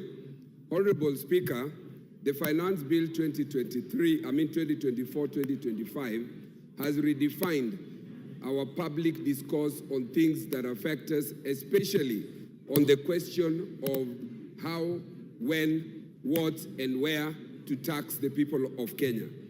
I want to take this opportunity to thank our Generation Z because they have reminded us of what is stated under Article 2 and how we, as this legislative house, the executive and judiciary, arrive at the positions in which we arrive.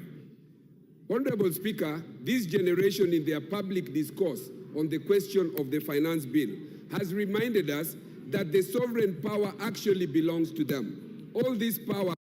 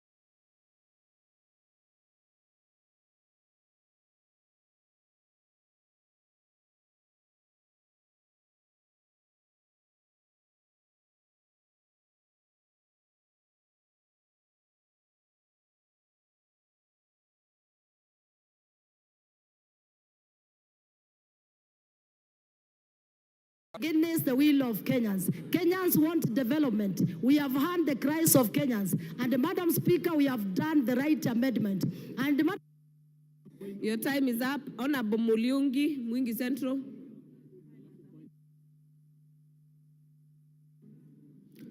Thank you, Madam Speaker. Madam Speaker, I am directed by the people of Mwingi Central and the youth in general to reject this bill. Madam Speaker, I therefore rise to oppose. Madam Speaker, this bill is not only punitive, but retrogressive. Madam Speaker, the amendments done by the Finance Committee were meant to hoodwink Kenyans because in the first instance, why didn't you put tax on bread? Why didn't you put tax on diapers? Why did you put tax on cooking oil? These are essentials. Why did you put tax on M-Pesa? Why did you put tax on border? Madam Speaker, I'm very disturbed by this finance bill, especially because this government is insensitive even to the sick. There is a tax on cancer equipment, which will eventually increase the cost of treatment of cancer. Madam Speaker, the bill in general intends to increase taxation, which eventually will increase the cost of living, and it will make life harder and make Kenyans poorer. Madam Speaker, we recall that the Kenya Kwanza government promised a bottom-up economic model, taking money to the hustlers, to the villages, to the poor. But this bill is now taking money from the poor and bringing it back to Nairobi. Madam Speaker, I care for the people of Mwingi. I care for the jobless. I care for the youth. I care for the hustlers. I therefore reject oppression. I condemn Treasury for bringing this shoddy bill to Parliament. And therefore I demand its withdrawal. Madam Speaker, I oppose archaic, punitive, outrageous, and careless finance bills in the future. I say no to this finance bill. I say no to oppression. I say no to unfair taxation. I say no to poverty. I reject the finance bill. I reject. Thank you, Madam Speaker. Member for Butere, Honorable Tindi. Asante sana madam. Asante sana Bi Speaker kwa kunipea nafasi. Jambo la kwanza nataka niseme nimesimama kwa kupinga mswada huu wa fedha mwaka wa 2024. Bi Speaker, vile unajua Wakenya wanahangaika, gharama ya maisha iko juu, na serikali ambayo iko kwa mamlaka ilitafuta kura na mamlaka ikiambia Wakenya ya kwamba watashukisha ushuru, wakasema ya kwamba wataweka pesa mfukoni, watatengeneza kazi na watafanya maisha ikuwe mema kwa ule Mkenya wa kawaida. Kwa hivyo hii mswada wa fedha unaongeza ushuru ambayo ni kinyume na vile walieleza Wakenya. Hii mswada unaongeza gharama kwa ubebaji wa miwa kutoka kwa shamba ikienda katika kiwanda, na hiyo itadhuru bei ya mkulima kupata ile faida kutoka kwa miwa. Pia tuko na kipengele ambacho kinaongea kuhusu maneno ya kuongeza bei kwa vifaa vya kufanya utafiti katika ugonjwa wa saratani.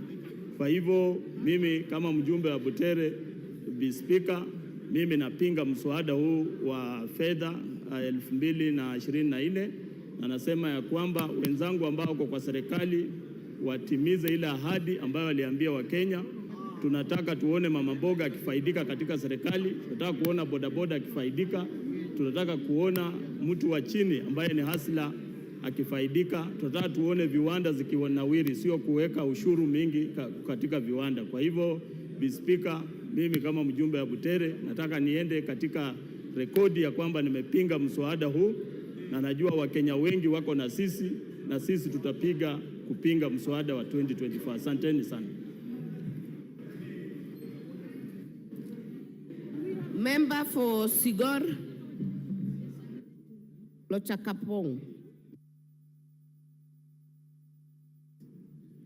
Yeah, thank you, Honorable Speaker. Now I rise to support this Finance Bill 2024. And Honorable Speaker,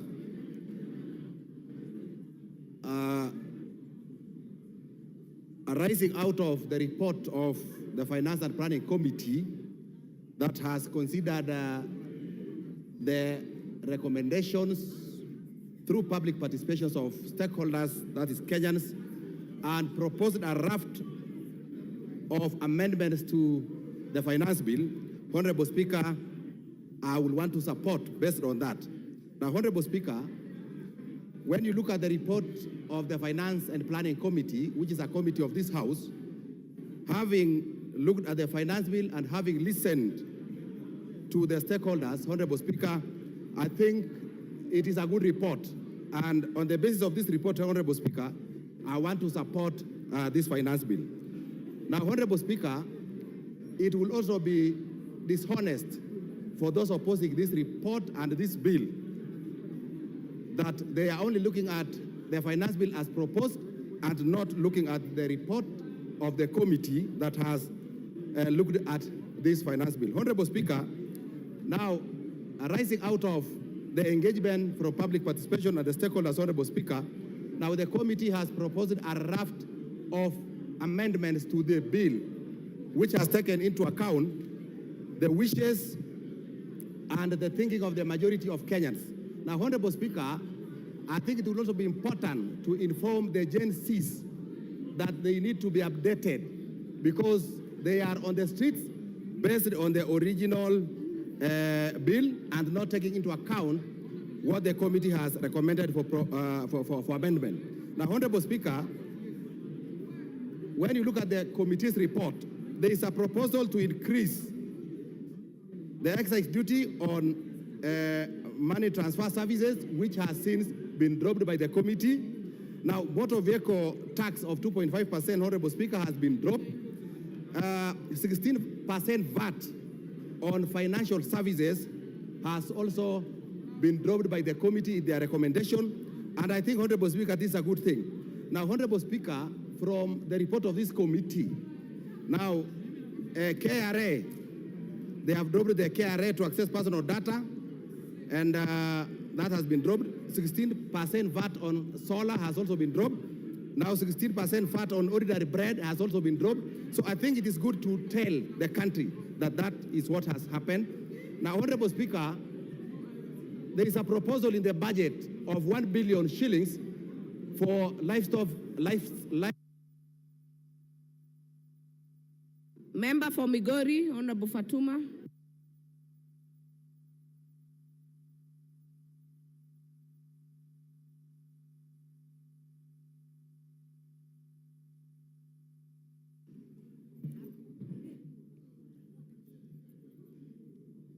Thank you, Madam Speaker, for this opportunity. I stand here to confirm that I will vote no, and I oppose this bill with the strongest words possible.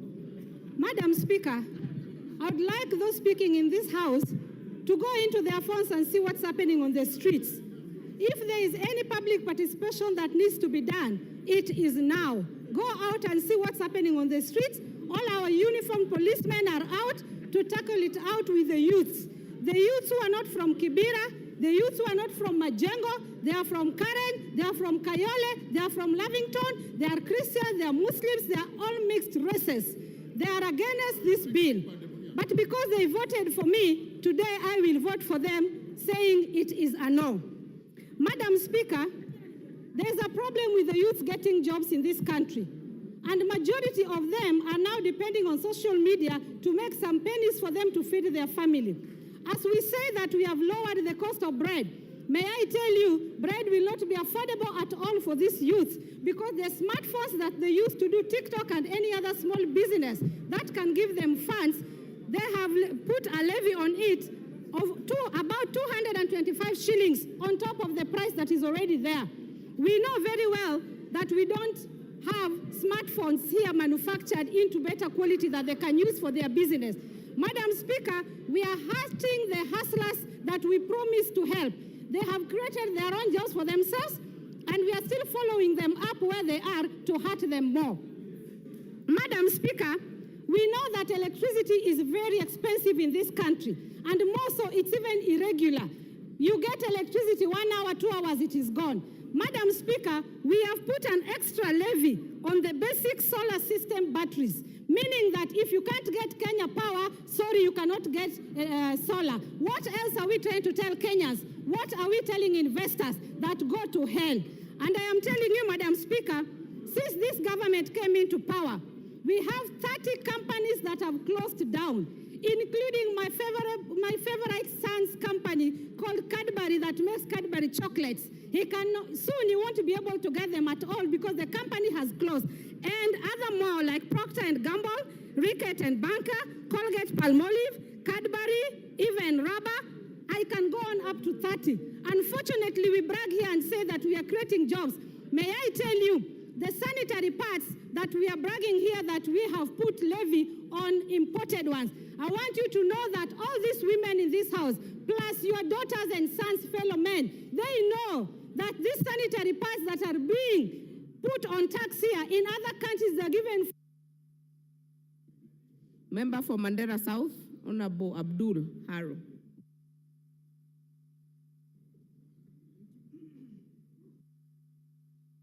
Give me the mic. Hello. Yeah, thank you, Honorable Speaker, for giving me this opportunity to put my voice on this very important debate. Honorable Speaker, I must say the finance bill, as it was originally prepared by the Treasury, was a bill that I was prepared to vote no on a number of clauses.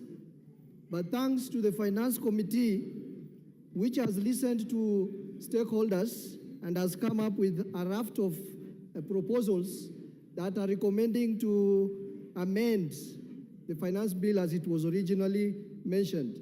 Honorable Speaker, there are quite a number of areas which are directly important to my constituents, although the entire finance bill is important to my constituents, but there are a number of areas which are directly important to my constituents, and those areas have been proposed in the Finance Committee report after listening to the stakeholders for amendment.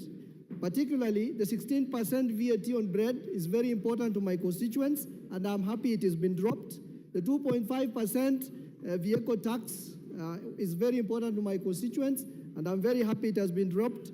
The excise duty on edible oils is very important to my constituents, and I'm happy it has been dropped. The money transfer and foreign exchange tax has been dropped. The eco tax on diapers and sanitary pads, which have been dropped, is important to my constituents. And Honorable Speaker, the housing levy, the NSSF and NHIF, which is now a tax deductible item, is also very important, which means those who are salaried will not have a lot of taxes to pay. And Honorable Speaker, the proposal to amend Data Protection Act for KRA to access our data has been removed. That is also an important area to my constituents. And Honorable Speaker, the 16% VAT on supply of solar and lithium batteries is important because it promotes uptake of clean energy for my constituents and the rest of Kenyans. Honorable Speaker, on the divide side, I'm also happy that 18 billion has been set aside for the employment of 46,000 JSS teachers on PNP, on permanent and pensionable terms. And I'm also happy that the appropriations bill also is going to fund the extra hiring of another 20,000 JSS teachers, coming from an area where teachers is a challenge to our schools. I'm very happy that this is happening. And 1 billion for restocking livestock that have been destroyed as a result of drought and floods is also very important for my constituents, and I'm happy with that. The school feeding program, which is going to be funded by the government, is also very important to my constituents, and I'm happy.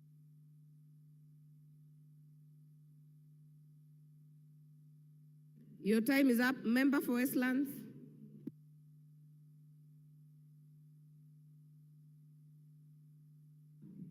Thank you, Madam Speaker. Madam Speaker, from the onset, I want to say that I oppose this bill because, Madam Speaker, Kenyans are feeling the weight of being overtaxed. And Madam Speaker, I'll paraphrase, Madam Speaker, what the former Prime Minister of England said, Winston Churchill. For a nation to try to tax itself into prosperity, it's like a man standing in a bucket and trying to lift himself up by the handle. Madam Speaker, the problem we have in this country, Madam Speaker, is not about taxes. Kenya is not paying taxes. Kenyans pay taxes, Madam Speaker. But the problem is this money is not used properly. There's a lot of wastage in the government. There's a lot of corruption. And the corruption these days is done in the budget. Madam Speaker, they hide money in the budget and it disappears. People negotiate deals and hide money. Madam Speaker, if this money is put to good use, the government will have enough money to do their projects and serve Kenyans, Madam Speaker. Madam Speaker, the several proposals that have been made, and some of them, Madam Speaker, have been dealt with by the committee.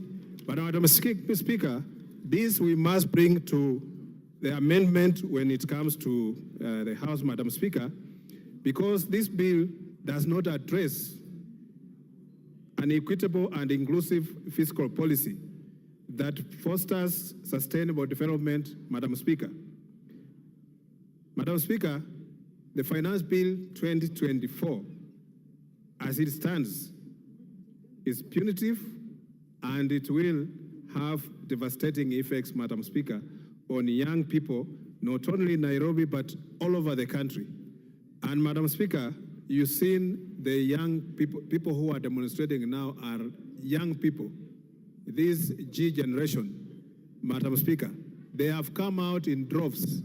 And Madam Speaker, if anybody is trying to wish them away, these young people, they don't care.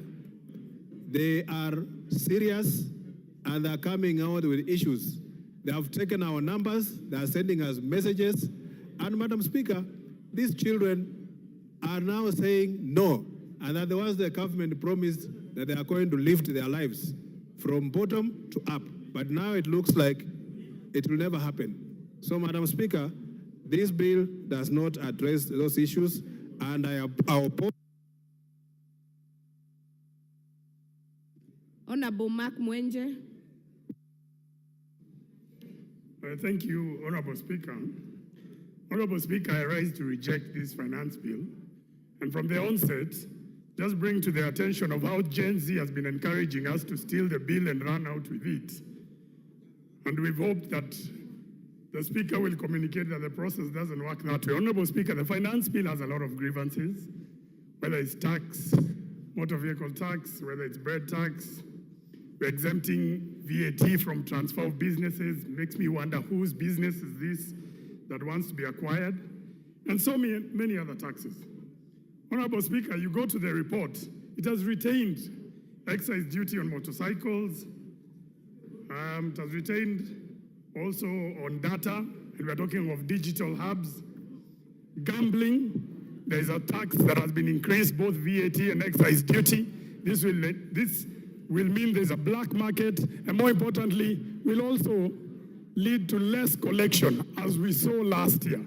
The target was 31 billion, we've only collected 26 billion. We should learn from what has happened with capital gains tax. We increased it last year, this year it's been reduced. Why? Because we collected less. The eco-levy on medical equipment, such as cancer, why are we increasing taxes on cancer patients? Imports, we're an importing nation. we must accept IDF, RDL until we're able to produce locally to satisfy our local market. We must consider that we are still an importing nation. Come to Nairobi, you'll find shops have been closed, Honorable Speaker. Honorable Speaker, there's a clause 57 here that if you fail to integrate into e-teams, the fine is 2 million. It's been proposed by the committee, they lower this. They've not said how much. So that is what you stand to lose, Honorable Speaker. Honorable Speaker, this finance bill in the last years, based on the number of businesses it is killing, it operates like a serial killer. And serial killers leave a trademark so that they can be identified. You want to find it in this finance bill, it's in clause 66. Why would you put that clause there, Honorable Speaker? Honorable Speaker, clause 63, which talks about KRA accessing your data. I want to challenge the entire House. Look at the amendments of the committee. They have not said they are withdrawing this clause. This clause still remains as per the recommendation in the report. So, and I want to tell the members on the other side, this clause will hurt you more than it will hurt me, Honorable Speaker. Finally, Honorable Speaker, Section 54 of the Housing Act. Why are we deleting it? Who are we selling these houses to?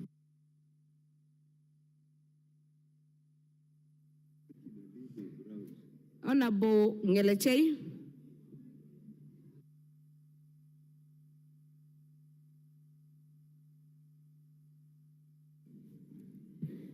Thank you, Madam Speaker, for giving the people of Elgeyo Marakwet an opportunity to speak on the Finance Bill 2024.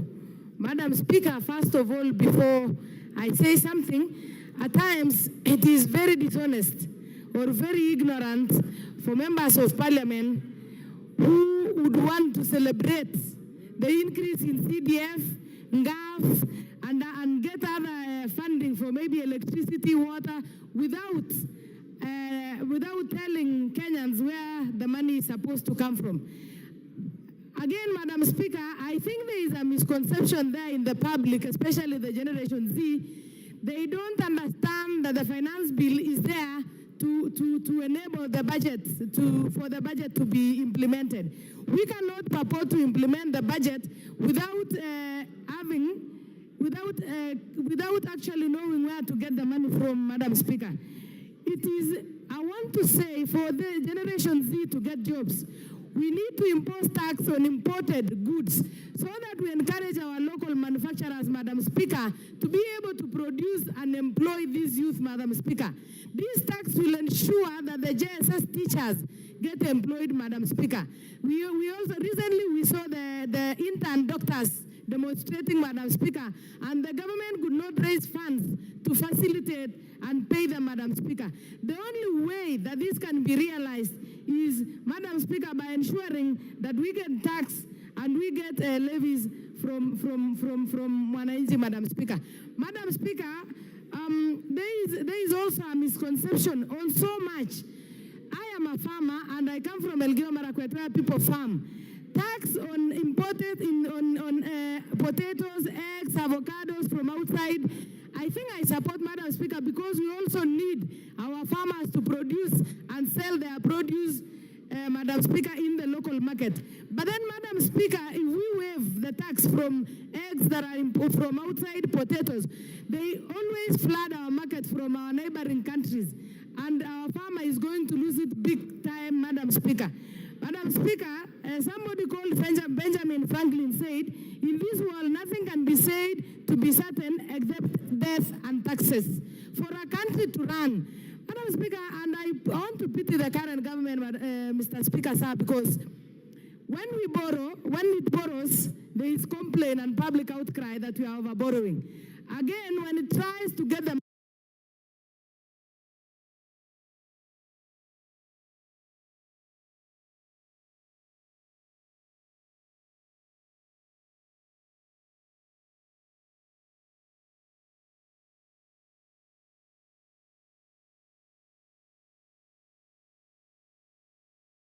an outcry.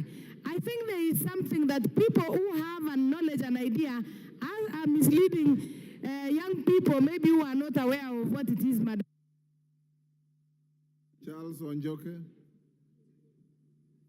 Charles Onjoke. Honorable Speaker, thank you for the opportunity that I may contribute to this bill. On behalf of the people of Bonchari, who have sent me various views about this bill, they have taken time to go through it. Some of the issues they say are as follows: that there's wanton wastage of government public funds. If that were to be stemmed, then we can have a better economy and a better bill. Two, the bill as is, the VAT on bread is not acceptable by the people of Bonchari. The tax on motor vehicles, and most of the taxes seem to be dampening the economy. We'd have to see a situation where the taxes promote the growth of our economy. The basis of taxation is two things: the base and the rate. We seem Treasury and KRA to be fixated on the rate. The base is stagnated. How I wish we focused more on the rate so that there's more relief on the Kenyans who are paying the taxes. Honorable Speaker, people of Bonchari would want a tax that is more humane, a tax that they can afford because they are impoverished, they are overburdened as things are now. School fees is a problem to pay, medical bills are a problem to pay because there's not money in their pockets. We hear that the economy is doing well, and if the economy is doing well, this will be reflected in the base of the tax. But instead, we are seeing the rate being raised without being compensated on the base that is said to be growing. The two items that are touted to indicate that the economy is growing is the dropping inflation and the exchange rate. However, the public debt that is rising all the time is not discussed. The unemployment, where you get 2 out of 3 people unemployed, particularly the youth, is not discussed. Those are very critical items of the economy, the state of any economy. We'd want measures in our physical strategy or plan that speak to addressing the unemployment in this country. With those, Mr. Speaker, and following the recommendation of the people of Bonchari, I object the bill.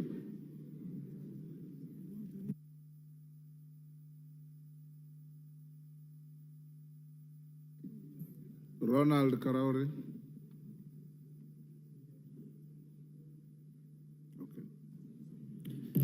Thank you, Mr. Speaker, for giving me an opportunity to contribute to this motion. And I want to start by commending our Gen Z Kenyans who came out in large numbers. I think some of us who are never involved in politics, and these young people are realizing now that change will not come if they do not get involved. We've all received so many text messages from these Kenyans from all over the country. Some of them were asking for donations, some of them were for sponsorships for school, most of them were about the finance bill. We're also getting M-Pesas to confirm our identity.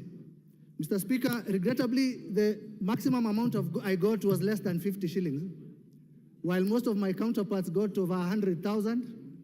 But I want to encourage Kenyans to keep contributing because I have a foundation which supports needy children in Kansarani to go to school.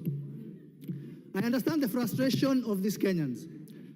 When there is a tax on bread, when they do not have jobs, I understand why they would go on the streets.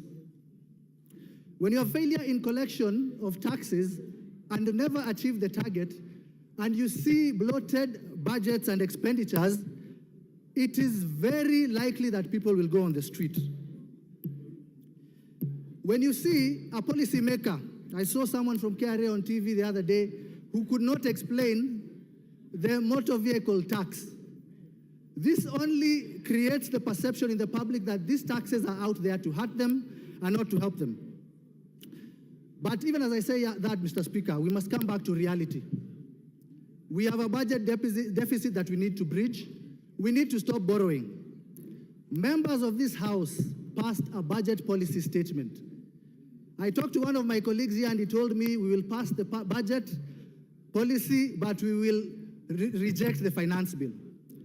You know, when we talk about integrity, we need to start there. The changes have already been made, and I want to commend the Finance Committee. The VAT on bread has been dropped. The excise on vegetable oil has been dropped. The motor vehicle tax has been dropped. Mobile money transfer has been dropped. I would be a very deceptive individual if I did not change my stance and now support the bill with the amendments. For the Gen Z, I want to tell you the headlines of yesterday's newspapers. Nation headline said, Ruto backs down. The Standard talked about Ruto beats a retreat. My advice to them is that you've already won. In terms of the budget policy, the changes have been made in the finance bill, and you should be celebrating. And with those... Evo Bara.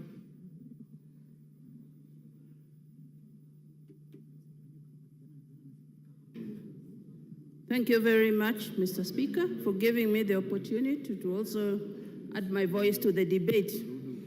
Mr. Speaker, on behalf of the people of Kabondo Kasipul and all those concerned Kenyans who have sent me their messages, I want to reject the bill. Mr. Speaker, I listened to the chair of budget, Mr. Ndindi Nyoro, when he gave a raft of areas of budget cuts in case we do not approve this budget. Mr. Speaker, as we explain to the people on why the budget cuts, he may also need to explain to the people on how much was raised from the taxes, raised taxes. He may need to explain on the loans, foreign loans and the local loans that have been borrowed. We may need to explain the housing levy receipts. He may need also to explain to us how much has been disbursed for the Hustler Fund, as we also explain on why we are recommending the cuts. Mr. Speaker, I've also heard a lot of talk on the Generation Z. Mr. Speaker, it is not about, I think they have missed the point. It is not about the paper. It is not about the bill that we are discussing. Mr. Speaker, I believe this is a reaction to the frustration of the people of Kenya on the high cost of living. Mr. Speaker, it's an act of frustration on the loss of jobs and also the drastic reduction of their disposable income from the taxes. Mr. Speaker, we need to give them hope. Going back to the discussion of today, Mr. Speaker, on the budget and on the finance bill, I have noted that the committee met a lot of industry players, and many of them, if we are honest, rejected the bill with reasons. Mr. Speaker, the committee has attempted to make amendments, which we have seen, but I believe it is not enough because I can still see a budget gap of 76 billion. Mr. Speaker, the recommendations that they have given to bridge this gap may not be sufficient and may have a ripple effect on the people of Kenya because increasing the cost of the fuel maintenance levy will only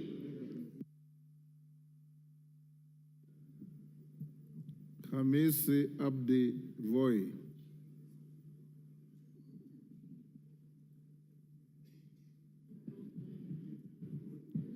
Asante sana Mheshimiwa Spika.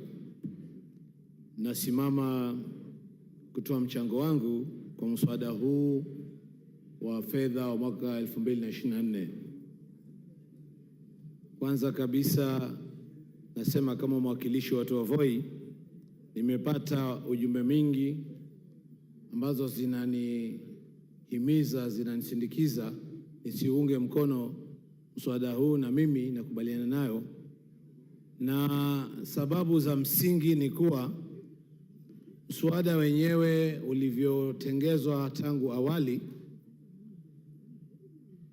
si mzuri kwa uchumi, kwa wananchi, wawekezaji na kwa nchi kwa jumla, na nimeona nia na lengo ya kuhadaa wananchi, kwa sababu yale yaliyokuwa yakiuma sana tumeambiwa yataondolewa, lakini sababu za msingi za kuuliza kwa nini ilikuwa hapo kwa mwanzo. Na nichukue tu nafasi niseme, vijana wetu wameongea, wamejitokeza, na inahuzunisha, inafedhesha kuona kuwa maafisa wa polisi wamewafuata, wamewaghadhibu, wamewasumbua wakati wao wanaenda kulingana na katiba, hasa article ya 37 ambayo inawaruhusu wao kuweza kukutana, kuandamana na kupeana pia petition. Na ingekuwa uzuri kwa nchi hii tudumishe demokrasia na tuweze kuenda kistaarabu. Mheshimiwa Spika, utunzi wa sheria unatakana kuzingatia hali ya wananchi, na hata ukiangalia kwa Kiingereza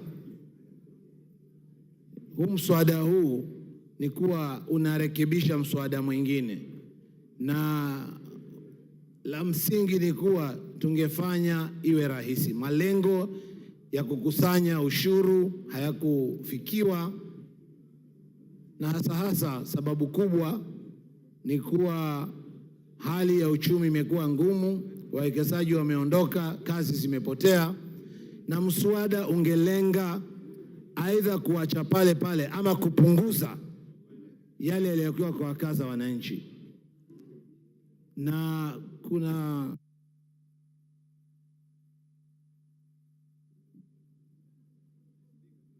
time up. Lisa Chelule.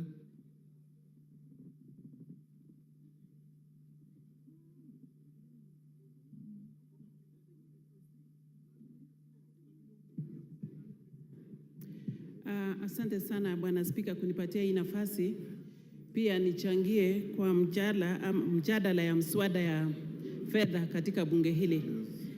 Ya kwanza, Bwana Spika, nataka kuanza kwa kusema ninaunga mkono mswada huu ambaye imeletwa kwenye bunge huu tuongee kama wajumbe.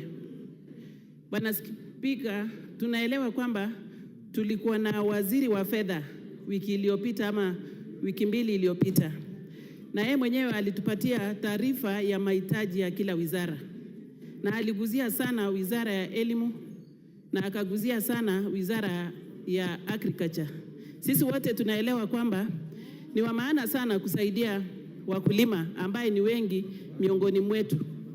Bwana Spika, naelewa kwamba katika agriculture tumeangalia kila sekta, wakulima ambaye wanalima horticulture ama wakulima ya kufuga ng'ombe ya maziwa.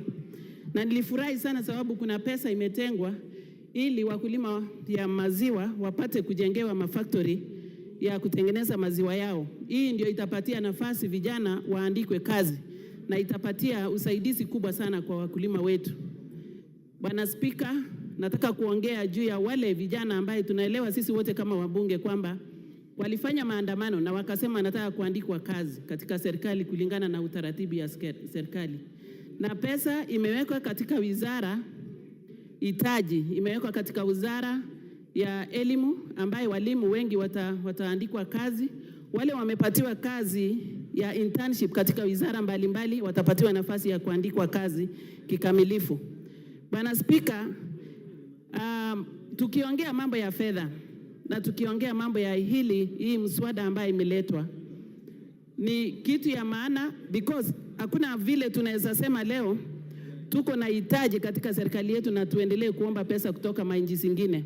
Pesa ambayo tunapatiwa kwa riba ya juu, pesa ambayo watoto na watoto wetu watalipa. Ni vyema na ni njia mzuri sisi wote kama viongozi ya nchi hii tuwe na nia mzuri. Wengi tunaongea mambo ya barabara, tunaongea mambo ya maji, tunaongea mambo ya stima, na hizi zote ni maendeleo, Bwana Spika.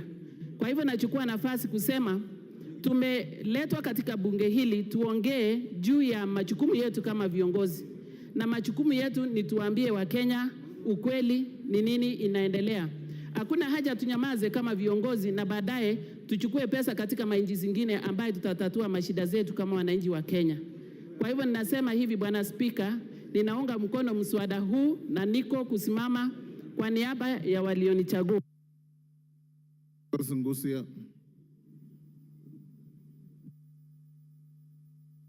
Finally, Mr. Speaker, thank you for this opportunity just to add my voice on this matter, which has been the most controversial finance bill in Kenyan history, Mr. Speaker. Allow me to start thanking the Finance Committee for the meticulously and excellent job they have done so far. Because, Mr. Speaker, based on the circumstances, the 18 things they have dropped in this finance bill is not easy. This is a thing that could have actually caused what we call economic earthquake or economic crisis in our country, Mr. Speaker.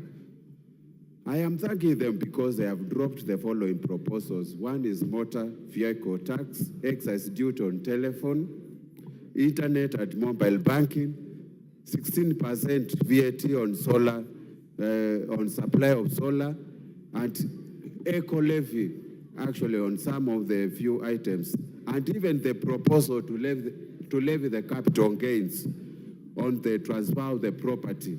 However, Mr. Speaker, based on all these 18 issues they addressed to the Kenyans, I still feel the mood in the country, and even what we call the Finance Act of 2023, Kenyans have not recovered on all these issues, Mr. Speaker.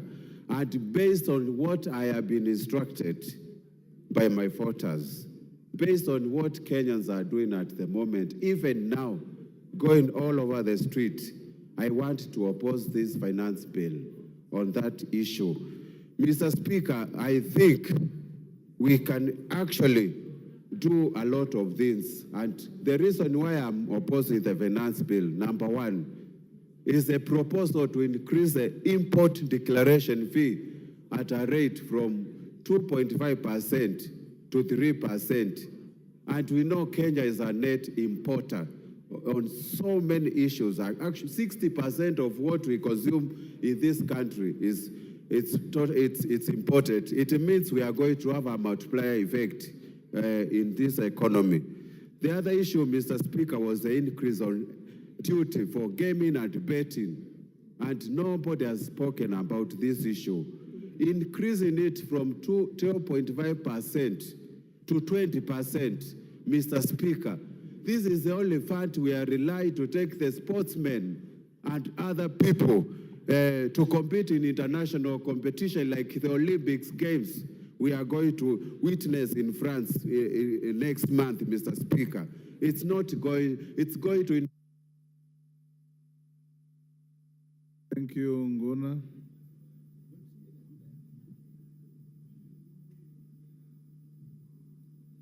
MP Brett.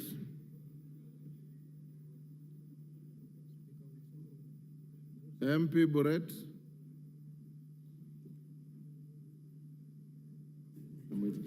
Thank you very much, Mr. Speaker. I rise to support the motion, no, not the motion, the bill, finance bill, together with the proposals that the Finance Committee has recommended in their report. Mr. Speaker, we must come to an agreement as a House that we cannot propose one thing and do another thing. We did indeed made proposals as this House and passed the appropriation bill, allowing the Budget Committee to be able to appropriate the funds that we had thought are of essence and also of great concern to the people. Mr. Speaker, in accepting and agreeing to the appropriation bill, the monies that we had voted for the constituencies, the various projects that are within our constituencies, and the nation's development, we did therefore agree that we will be able to raise these revenues either through ordinary tax or the proposals that the Finance Committee are going to come for us to be able to fund these projects. I find it hypocritical for members to rise up here and say that they will reject the finance bill in totality, and also refusing to acknowledge that therefore it must be accompanied by reductions or some elimination of some of the projects and the expenditures that you had proposed. Mr. Speaker, having read through the appropriation bill, this bill had proposed 1 trillion shillings, close to 1 trillion shillings, on repayment of interest on debt. This in itself has been monies that were taken, loans that were taken by the previous governments combined. And we must be able to pay for these debts. We must be able to move forward as a nation by approving and acknowledging that as a nation, we should be able to raise our own revenues by whatever means possible, but making sure that the most vulnerable of us are protected. I support this bill, Mr. Speaker, and the proposals because it makes provisions for the employment of the JSS interns, the 46,000 of them, that they will be able to be taken in as permanent and pensionable, Mr. Speaker. I also would want to take this opportunity, Mr. Speaker, that TSC may consider the letters that they sent to the JSS interns who went on strike, demanding that they be employed for the purposes of them benefiting from these monies and these revenues that we are raising for their employment. For this, Mr. Speaker, I support with the amendments and the adoption of the report of the Finance Committee. Thank you, Mr. Speaker. Mumias West.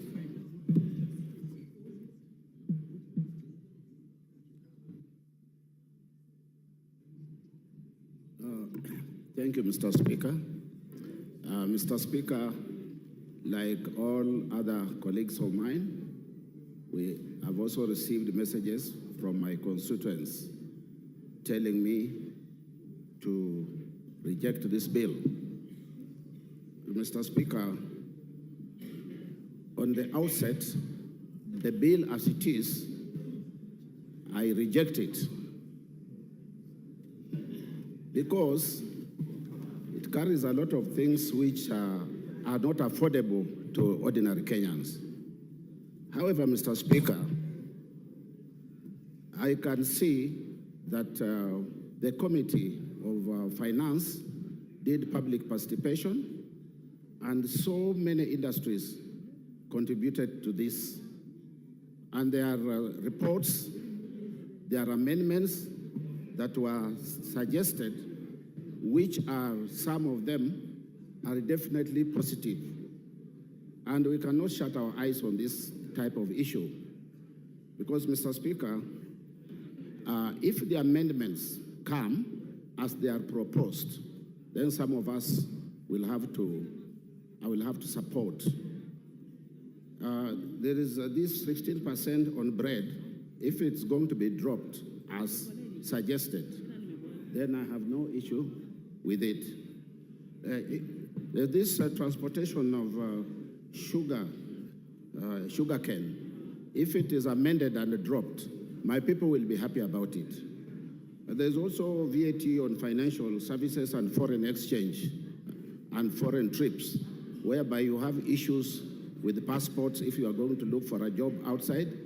It has also been considered for amendment, amendments which will take place together with the amendments that we are going to receive. And Honorable Speaker, there is also they have also dropped 2.5% of motor vehicle tax. And if that happens, we have no problem, Honorable Speaker. Honorable Speaker, there's also this issue of employing junior secondary school teachers. This money, if it is available, we'll have no problem with that tax. And also vegetable oil tax. If the amendment is removing it, we have no issues, Honorable Speaker. I therefore wish to say that we are waiting for the amendments to come and we effect it. Thank you, Honorable Speaker. Kiarao.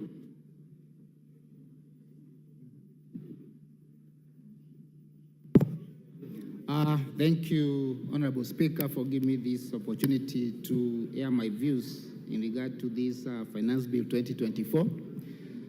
Honorable Speaker, I would like to start by reminding all of us that this is a house of debate. Honorable Speaker, I think it is our noble responsibility to articulate and look in with a microscopic eye all issues in front of us with the sole purpose of coming up with a data or a document which is favorable to our nation and the people who have sent us here. Honorable Speaker, I must say there is one issue I've been listening since yesterday to the various views by members. And I must say, Honorable Speaker, I'm one person who will say the initial draft actually was very wanting. It had very many negative issues, but I must commend the Committee of Finance and National Planning for executing its mandate and fine-tuning this document. And more so, on the same note, I would want to commend the committee for listening to the people and acknowledging the importance of public participation, because most of the issues which were raised through the public participation have been addressed. And on that note, Mr. Speaker, sir, I would like to say I come from an agricultural area.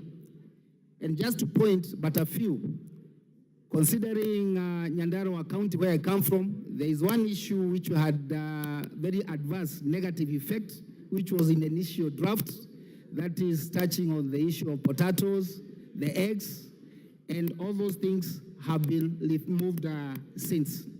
Honorable Speaker, I would like to say, and I think this is very important to all the members who are here. Honorable Speaker, on the issue, I can see my time was off. Thank you, Honorable Speaker.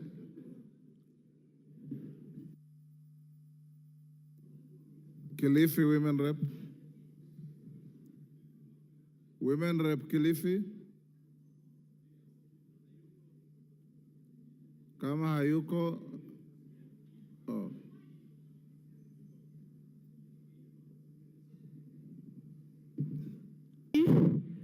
Kuendea mikopo nje au kupunguza bajeti ile ambayo imepangwa. Mheshimiwa Spika, ukiona wale wananchi kule nje wanaandamana ni kwa sababu ya kutozwa kodi. Katika bajeti hii ilikuwa imeletwa hapa, yale makadirio ya kutoza kodi ndio umefanya saizi mimi naunga mkono wale wanaandamana kule Kilifi leo, kwa sababu waliona katika orodha ya utozwa ushuru, kutozwa ushuru mkate, kutozwa ushuru magari ya mwananchi wa Kenya wa kawaida. Mheshimiwa Spika, watu kama Ichungwa, kina Osoro, vijana wadogo hao wamefura kichwa. Mheshimiwa Spika, hawatumii magari siku hizi, wanatumia ndege, chopa waende kwa kila mkutano. Ndio maana wameenda kusimama kusema magari yatozwe ushuru. Wananchi wako kule nje, kutozwa ushuru vyombo vya kupima saratani. Mheshimiwa Spika, Honorable Mbeyu, there's a point of order. Yes, Karemba. Order. Karemba. Give to Karemba the... Honorable Speaker, I want to rise on a standing order number 107, but if niulize I want to ask whether the honorable member is in order to refer to the Honorable Soro and his colleague as having big-handed. I think that is very unparliamentary, and she should withdraw those remarks.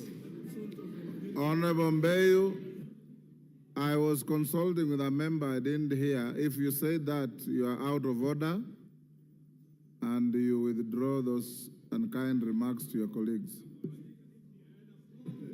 Mheshimiwa Spika, sijajua amesema nini, lakini nitampa mfano tu. Nasema hawa wameweka kodi ya magari ya mwananchi wa kawaida kwa sababu saa hizi tunawaona wakitembea na ndege wakienda mikutano, na huu ni ukweli. Niko na ushahidi, Mheshimiwa Spika.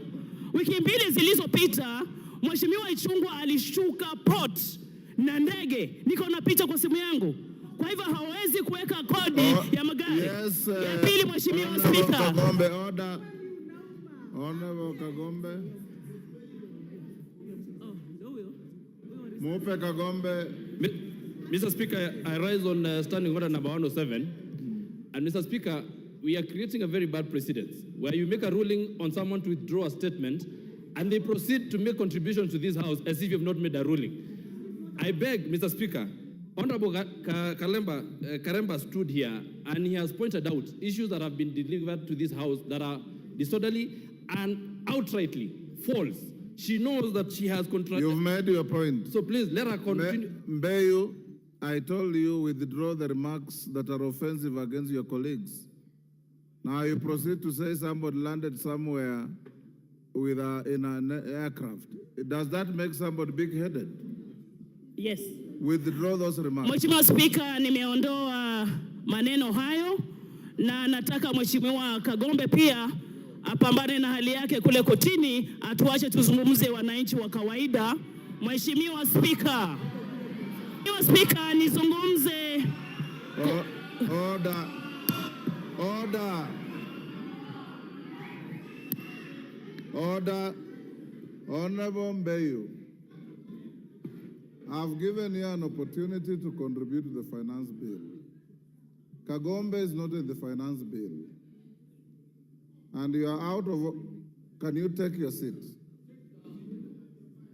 Don't be excited unnecessarily, because you are about number 150 member to contribute to this bill. And you've been sitting here seeing how members who are even more senior than yourself have been conducting themselves. Don't excite the House, don't get excited, contribute on the bill. Asante Mheshimiwa Spika, tukiona katika ile bajeti watu wakiandamana, vyombo vya kupima saratani katika hospitali yetu vinaenda kutozwa kodi. Yale mambo ambayo yaliwekwa katika bajeti hii, katika mswada huu ndio nayazungumzia. Wakituambia ati wametoa. Na tujaona amendment, Mheshimiwa Spika, lazima tuione leo hii kuwa imerekebishwa ndio wananchi wetu waweze kukubali. Mambo ya kuweza kuona stakabadhi za pesa, to access KRA, to access financial status za watu wa Kenya ni mambo ya aibu. Watu wako na haki ya pesa zao na kuwa siri. Mheshimiwa Spika, mkate, mafuta, kutoza ushuru ni aibu. Kamati ya bajeti, kamati ya finance. Member for Lamu East.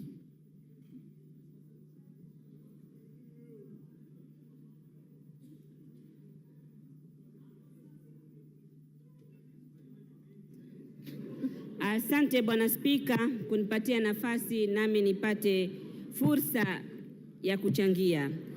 Naunga mkono mswada huu wa fedha. Bwana Spika, katika mswada huu wa fedha nina imani kwamba Lamu Mashariki itaunganishwa na Wakenya wengine, kwa sababu hivi sasa kutoka tupate uhuru mpaka sasa Lamu Mashariki iko kivyake, haijaunganishwa na Wakenya. Lamu Mashariki tunajua constituency yote, eneo bunge lote, hakuna hata inchi moja ya lami, hakuna hata inchi moja ya gridi ya kitaifa. Pesa zikipatikana, watu wangu wa Lamu Mashariki wataunganishwa na Wakenya wengine. Tunajua kuunganishwa eneo bunge na eneo bunge lingine inaunganishwa na mtandao wa barabara, inaunganishwa na gridi ya kitaifa. Sisi kwetu bado hatujapata gridi ya kitaifa na wala barabara. Kama Wakenya na sisi Lamu Mashariki tumekuwa tukitoa ushuru na sehemu zingine maeneo bunge mengine yameendelea. Sasa basi tuendelee kutoa ushuru, tena tuendelee kutoa ushuru sana, na sisi Lamu Mashariki na sisi tupate haya maendeleo.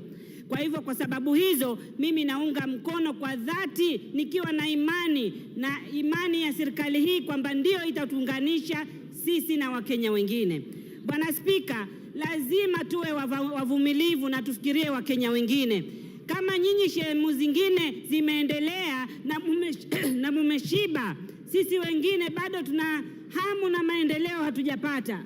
Kwa hivyo kama nyinyi mko matown, muna barabara kila pahali, muna stima kila pahali, nyinyi mumeshiba. Kule kwetu tunasema wale wanaoshiba samli wanatoa miba. Sisi tuna njaa bado kwetu ya maendeleo, hatuna maendeleo. Kwa hivyo hatuwezi kupinga pesa ipatikane. Toeni ushuru, acheni mchezo. Kuna watu kule wengine wanaumia.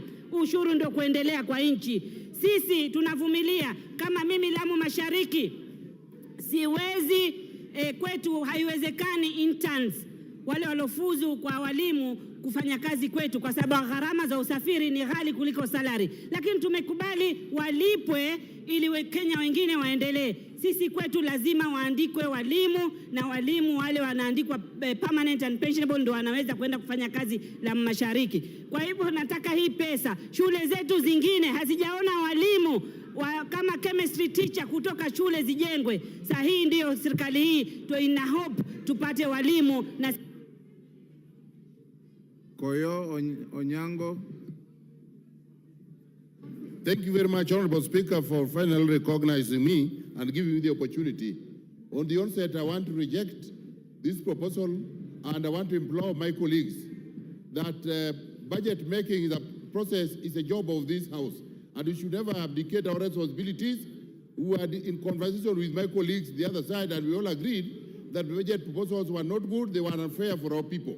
But somewhere, a meeting was arranged, and leadership of this country and my colleagues met, and they agreed. And I'm happy that they have made proposals to remove certain things. What I'm wondering, and I want to warn my colleagues, is that those things that are being removed, the government is going to circumlocute and bring them in other ways. And this budget is going to hurt the public, and the public outcry will reach you. I want to say so because I have not seen, they have not been pointed where the changes are going, where the money is going to come. But my fears have now been confirmed by a letter I saw this morning that came from the CS for Treasury, and have been reinforced by the assertions by my colleague, the respected chairman of Budget Committee, who has come and read drafts of things that await us just in case we do not pass things the way they want. I want to say that these proposals are deceptive, and we need to stand firm and make sure the changes that are injurious to the people we represent are not allowed. I want to repeat to this House the old adage that there is no taxation without representation. Where I sit, the people I represent, there's serious manufacturing, there is serious farming, there's serious business going on. Government, every taxation circle harvests a lot of money from already constituency through sugarcane farmers. Yes, Koyo, there's a point of order from Honorable Mandazi. Oh, thank you. Mandazi, what is the point of order? Yeah, thank you, Speaker. In the same way that Honorable Nsenku yesterday rose and requested your ruling on the fact that as members of Parliament who keyed in as early as 7 a.m. today, with all fairness, Mr. Speaker, we would want to request you again to rule today that those of us who keyed in, our cards should remain in for the afternoon session. Thank you, Speaker. Thank you very much, Honorable Speaker. I thought Koyo was out of order, but he's not. When we rise in the next few minutes, leave your cards. People need to be very patient. I've been queuing here since 10 o'clock yesterday, and I was here very early in the morning. But because of resilience, the Speaker has finally seen me and given me the opportunity. Mr. Speaker, I want to remind these people that my constituency channels a lot of money to the Treasury. But when it comes to development, real development, they only see in the neighborhood. They did not know why real development was not taking part in their place until the Deputy President carelessly asserted that this country is led through shareholding, that we need to be a shareholder. So my constituents happen not to be shareholders, and they see elaborate electrification program in the neighborhood. We are at epicenter of different constituencies. So they see roads that are meant for county government are being tarmacked all over in the neighborhood. When they have their own challenges, we have marauding floods every year that affect the constituency. When we ask for money, we are told there's still no budget, let us wait for money. But in the neighborhood, you see certain things happen. We want taxation that also comes with. Members, before we rise, like we directed you this morning, we hope by 3:30, the mover will be called to reply.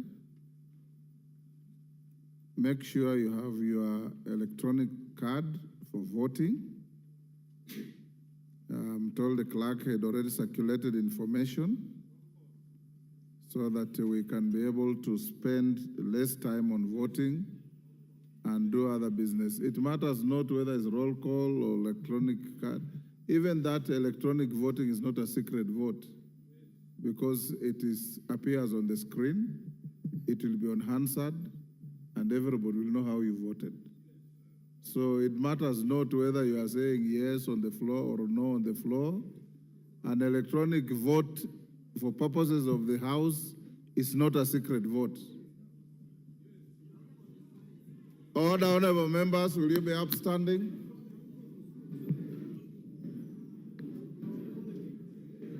Order, be upstanding, Honorable Ngelechei. Honorable members, it's now 1:01, and the House stands adjourned until 2:30 this afternoon.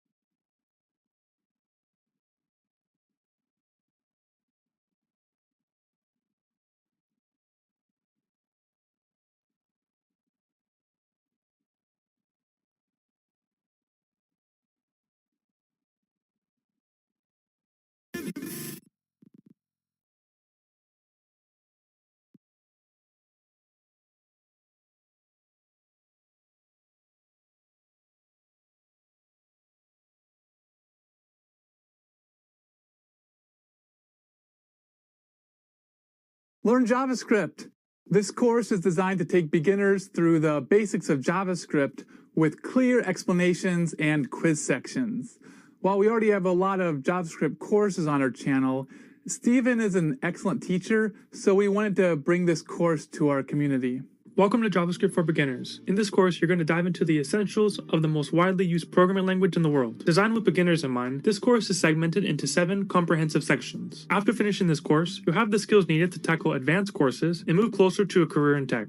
Section 1. We begin by exploring what JavaScript is and why it's a great first programming language to learn. I'll then guide you through setting up your development environment and take the first steps into writing software. In Section 2, you'll learn about JavaScript variables, the fundamental building blocks of storing and structuring data. Section 3 introduces you to to the symbols and operators essential for performing calculations, modifying data, and executing logical operations. Dive into the power of programming as we cover control flow. You'll learn how to direct your programs using loops and conditional statements, making your code more dynamic and interactive. Objects are crucial in object-oriented programming for creating modern applications. This section demystifies JavaScript objects and their role in developing applications. Learn about arrays, a pivotal data structure in JavaScript. We'll explore commonly used methods to manipulate and utilize arrays effectively. We'll wrap up with functions, enabling you to write clean, reusable code that can simplify complex tasks. Start your coding journey with JavaScript for Beginners on Stephen Codecraft. What is JavaScript? JavaScript stands as the most popular programming language in the world, essential for front-end web development. It powers the interactivity on websites, but its capabilities extend far beyond. JavaScript can also craft back-end services, desktop apps, and even mobile applications. Let's break down a modern website. It's built using HTML, CSS, and JavaScript. HTML lays the foundation, structuring the web page. CSS steps in to style and design the structure, adding colors, layouts, and fonts. Then JavaScript brings it all to life. It makes websites interactive in real time.